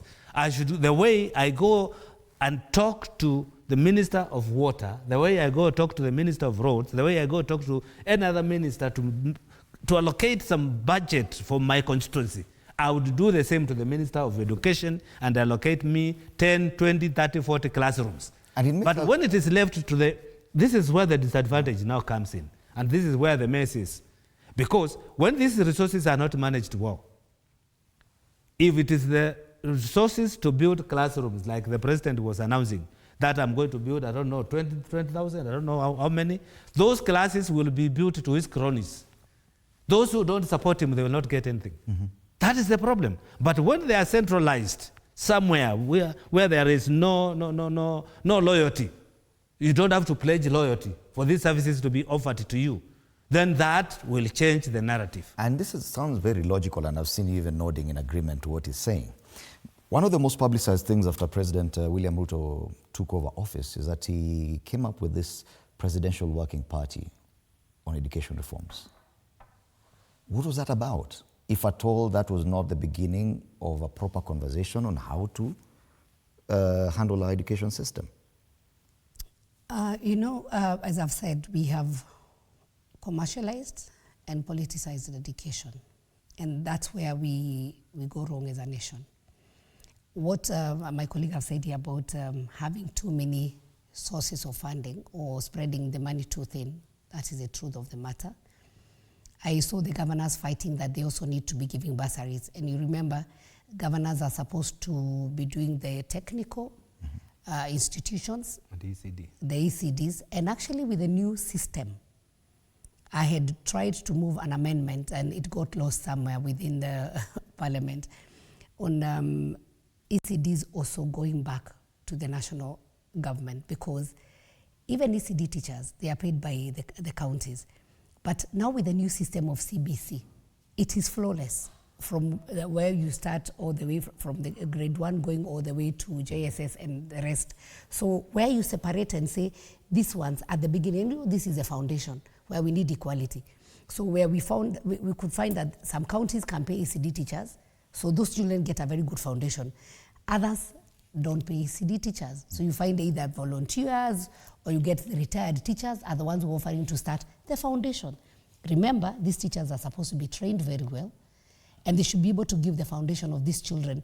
A child can love education at that young age or just hate school, depending on how the introduction is done. So for the governors to come in and say, yes, we want to be giving bursaries, it is a good thing to give bursaries, but do you want to politicize it? I always get lost where you see these functions where there are big tents and the amount of money, whether you're giving 3,000 or sometimes 2,000, sometimes 8,000, and you look at the cost of that function. You have ferried people to come to that function. You have hired the best PA system. You have hired a very huge tent. You find that maybe that function will spend 3 to 5 million. But the amount of money you are giving to those students can even be less. Why? Because you're not doing it for the benefit of those people. You are doing it for your own political mileage. To be seen that you are giving, that is taking advantage of the poor people. So the money that goes in from CDF, I agree that way I was nodding. The money that goes even in the kitty of the women rep, the money that goes into the governors and they are giving CDF, there is also presidential bursary. My proposal was, let's have, by the time, initially when I done that, that's when we had class 8. By the time a student is getting to class 8, the principal or the head teacher of that school knows a child who is needy, and bright. And they know this family, even if they try their best, they will not manage to go to Form 1. So let's have a database. By the time students report the first week in school, all the children who have not reported, the principal should be able to communicate from the school to the sub-county and the sub-county to the county level to the national level. They can be able to communicate very well that we have this number of students who have not reported. We have corporates like Equity Bank and other banks that normally give scholarships. So the principal can tick and say, this one has been taken by so, this one has been taken by so and so. Then we have this number of students who have not gone. Then the government can be able to give bursaries, not attached to an MP, to an MCA, or to a governor. Don't you think that probably it's politicians who have actually messed this funding I would say here? guilty as charged. I'll say guilty as charged because majority of us want to control that so that we can pray. Do you agree with the former Prime Minister Raila Odinga that NGCDF probably is a big part of the problem? That the way it's run by members of the National Assembly. Yes. It depends. NCDF has had its own advantages, and he will tell you because of the distribution of resources, because of going to the grassroots, and I think the now role of NCDF. A huge chunk of it goes to bursaries, right? There's bursary, there's now the infrastructure, and then there's also the issue of security, where we even have some chiefs who are conducting the businesses under a tree. So we need, and that's why I say we need to prioritize and to look at the way we are doing things. Now with this new education system, if we say education is free, then let it be free. Let's have models of whether it's a laboratory, that the laboratory are built in Muranga. There's a model that the same one can be replicated in its constituency in the other areas, so that then we know this laboratory is going to cost 100,000. We've moved 6 billion shillings from capitation to exams. How can we even have that conversation? Actually, moving the money is not the problem because there's a lot of resources within the education. But the question is are these resources being utilized well? Because we have a lot of money. Instead of then giving bursaries, why don't we then say education is free? So that the government knows we have this number of students, X number of students in Form 1 joining next year. So how much money do they need? So that if a school takes 100 students, this is the amount of money. Then that means I don't have to, within even the bursary, there's even an admin fee that is removed for administration. So that money goes lost because it's for the people who are administering this bursary. So instead of all this, there's a board, there's whatnot. Yes. All this money, why can't it be put in education? Know you have this number of students, and then let the student go to school for free, and the government takes care of the year 2000 and was it 2002? President Mwai Kibaki becomes president. 2003, within 7 days, free primary education is rolled out. Are we in the same position, or are we worse off when it comes to free primary education? We are worse off. Yes. We are worse off in all manner. We are worse off because education is not free in our country. If you talk to parents who have children in school, they'll tell you the agony they go through. Let me give you an example of this animal called CDF and the bursary. And I give you a case with a proof. A student has been given a check for 1,000. The parent takes a border, pays 600 to come and collect, pays another 600 to go back. So what does that mean? They have spent 1,200 to come to collect 1,000. So what is the purpose? It is better for this parent to have looked for 1,200 and take to school other than coming for this 1,000, which is so-called bursary. It does not make economic sense. At that particular moment, like Mheshimiwa has alluded, the area MP has organized groups and his goons, which is paying, a lot of money out of the same bursary. So this bursary has costed the money for the goons, the money for the people who are coming, refreshment, I don't know what for the Mheshimiwa. Then it has costed that parent another 1,200, which was not supposed to be there because this money belongs to taxpayer. So a taxpayer pays 1,200 more to come and collect 1,000. So initially they have lost 2,200, not counting how much Mheshimiwa has used to dispatch that check of 1,000. And that 1,000, the student is owed not less than 30,000. So it is insignificant. Even if you give that check, it will do nothing. When we cut capitation to schools, what are we saying? Because I saw my good friend Mbandi saying that why can't the parents pay for examinations, whatever. Government has got all the resources, even government printer. We have so much. When they want to publish something, it will come out tomorrow and it will be distributed everywhere. Mm-hmm.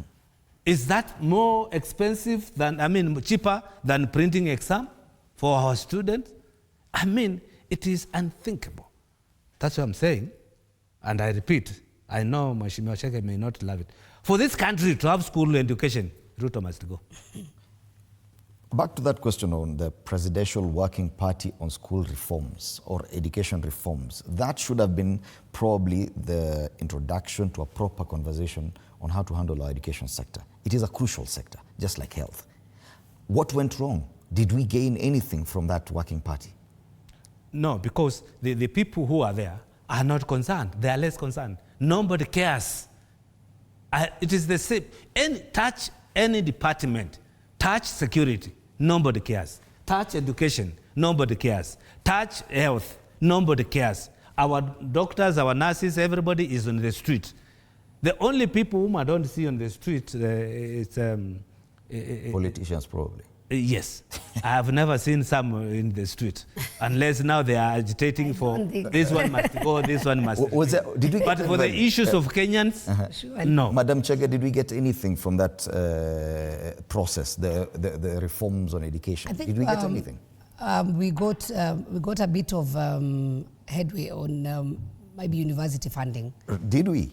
I think that's the biggest problem that we have right now. You know, the way it was before, I think some of the costing came down because the cost then was very high. And the question you should be asking yourself, even what came down, is it affordable? That's another question. On the issues about the different categories on how the university student benefit from the help, and depending on the amount of money you are given in the justification, that's another still process that needs also for the students also to be trained and to be explained on how they are supposed to apply for that. I went through university and was paid for by help. The question is, why fix what was working? Because initially, the process was very simple. You could have just applied and you could have gotten support from the government. Why make it very complicated? That's another question. The task force may have come up with a few recommendations. Were they taken up? So as we complain, and I keep on saying this, we may complain as Kenyans on what is happening around, but we ask ourselves again, what kind of leaders do we elect? And I want to ask this morning, do you look for leaders who can dramatize a lot? The ones who can make a lot of noise? The one who can say 1 term or 2 term or must go or must stay? Or do you look at the quality of a leader that you elect to represent you in National Assembly or in the Senate or as an MCA or as a governor? That is a big question we need to ask ourselves now. Kenyans are very emotional. We either follow political parties. In our region, we follow waves. It is this wave we follow. It is this wave you follow. So you don't even look at the persona, the person who you are putting in office. Just because either you want to impress or you love the person at the top. So any other person who is following that person, that is the person you're going to elect, and that is the person you want to become your representative. But then, did you look at the capacity of the person? If they come and then they don't perform, that is why you see elections happening in Kenya. And immediately after, it's like we start campaigns again. 1 year is down the line. We are again saying, we are talking about 2027. We are not even asking our leaders accountability. I elected you as my MCA. This was your promise. Not what about the other person have done. What have you done for me for 1 year? What is your plan for the next 2 years? What is your plan? But you have elected members who are already talking about 2027 and who are going to vote, we are going to vote out. But that elected member cannot account. A person is a senator, cannot account for the failure of the governor, the amount of money that have gone to their county, what that money has done or not done. They are not concerned. Their concern is 2027. And that is the biggest failure we have done ourselves as the members of parliament, as the senators, as elected leaders. But most importantly, I think this should be a lesson to the voters. The voters. And I plead, let us not become very emotional when we are voting for these people. It doesn't matter. Now we even have people who come in as independent. We have many political parties. Let us not follow a political party or because the person is following so and so, that is the person we are going to vote for. Let us look at individual. Let us vet the people we are going to vote as our representative. And I think we are going to have a solution on these matters. As you give your final words, the issue now is a budget-making process. The budget itself, the appropriations bill, and then the finance bill. Are you optimistic, given the kind of headlines we've seen on issues like capitation and all these things? I know probably the discussions, in as far as Kenyans are concerned, is a bit subdued because of what the security agencies are doing. Are you optimistic that this time round, probably after this budget-making process, we'll be in a better place? As you make your final word. How can we be in a better place when the person who is spoiling it all is still seated there? When the person who is controlling all this mess is seated up there?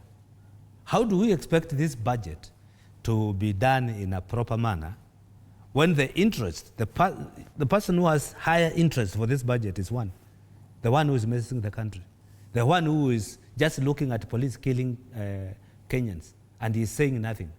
And he will just sit down and one day he will come and say, kama nilikosea mnisame.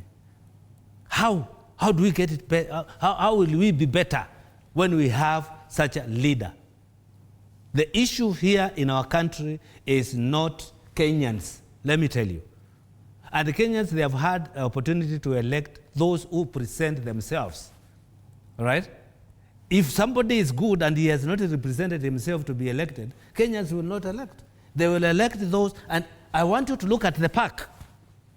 Sorry to say this, and if I offend anyone, I don't apologize. Look at the park.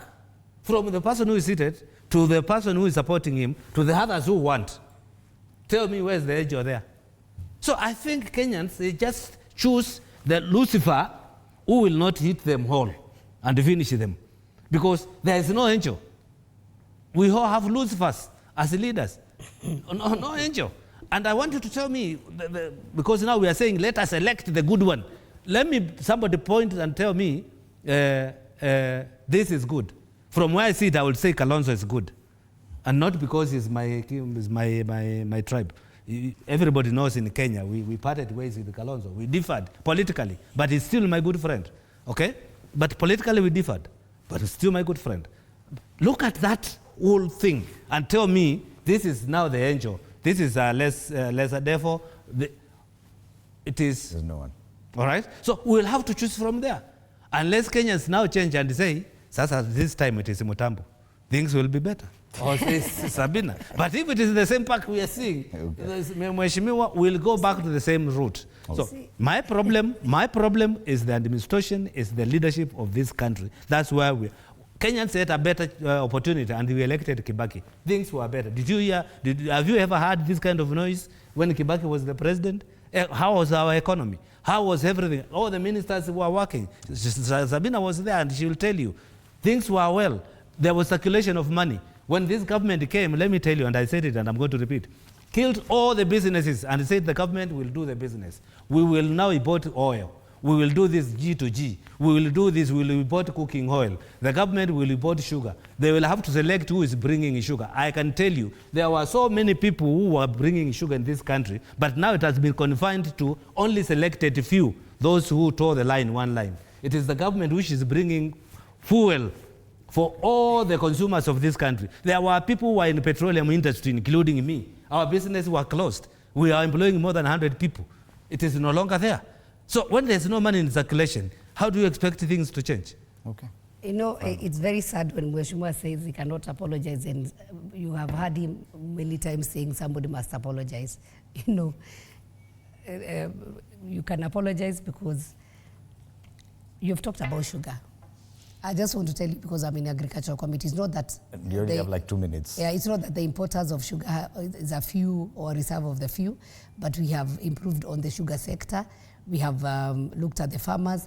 We are doing reforms in the sugar sector. Actually, hopefully, that will not have to import sugar in Kenya.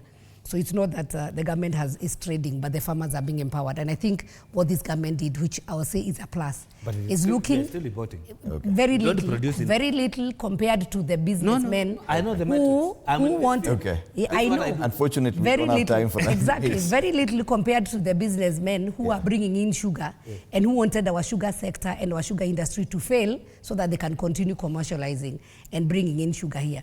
But what the government has done is looking at the production, and the same thing has happened in the maize sector, the fertilizer, giving better seeds, so we have more maize coming in, being produced by our farmers. So the farmers importing sugar. I am not in the business of saying who is importing That's sugar. what I'm telling you. They kill. I have told. And they're the one doing it. Our time is up. Look at the. They are the one doing it. Look at the metric tons that used to be imported and what is being imported now. So the government is doing well by empowering the farmers and reviving the sugar sector. If that means people will lose. No, if that means that that means that people will lose businesses, that is okay. I'm very optimistic, and I would like to say. What is happening from the time we have John Buddy came into as a CS, being a politician and also understanding that sector. For the first time when I was last week and I was listening to members of parliament, there was a bit of equalization and distribution of resources across the nation, and I'm optimistic that we can be able to change things. But at the end of the day, I would not say yes, people selected a Lucifer. I would not want to call names. I have said we have no angel, but Joe, you told us you are one person who was supporting William Samoei Ruto a lot. But the fact that you are not elected, it doesn't mean that you are not the best, or the person who was elected there because you told us last week that you're not elected because you never followed a specific or your kingpin. And that is why your people may not have selected you, even having done a lot for them. That is where my point was. Okay. Let us elect our leaders, look at the capacity, look at what they can be able to do for us, and make sure that the people we are electing to come to parliament or whichever level, whether it's a governor, whether it's a senator, there's a lot of resources. Okay. Yes, as you say, the buck stops with the president, but people must take responsibility as elected leaders. There is a lot of money going to the counties, but we cannot see that money. So it's not just about the CDF. There is a lot of wastage within this, the money that the government gives out there. So we need to save. We stop wasting the government, the money that is meant to go to the people. Let us reconcile and see where we can be able to prioritize. Let us also see how we can be able to save a lot of money. Let me so that many just have a minute. I know we don't have time. I want to clear one thing. I did this. She said that I supported Ruto. It is very true. I just did like God. You know, God, Lucifer was an angel in God's cabinet until he realized he's a bad person.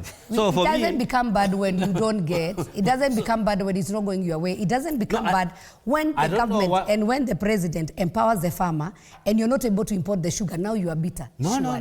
I'm not bitter because of sugar. Thank you so much. You can't do that. You can't do that. Asante sana. Joe Mutambu. Because our youth are dying and he's saying nothing. Joe Mutambu, former MP Mwingi Central, and Sabina Chege, member of the National Assembly. Asanteni sana for your time at TV47 and for a very vibrant debate this morning. Of course, the big headlines today, very disturbing. The commanders here, blood on their hands, hawashibi damu ya Gen Z, eyes on Ruto, top cop over influencer's death in cell. That is the main conversation. A very sad one indeed. I myself am simply gutted. My name is Freddie Ndimuli. After the break, we'll be talking matters to do with debt. Good morning.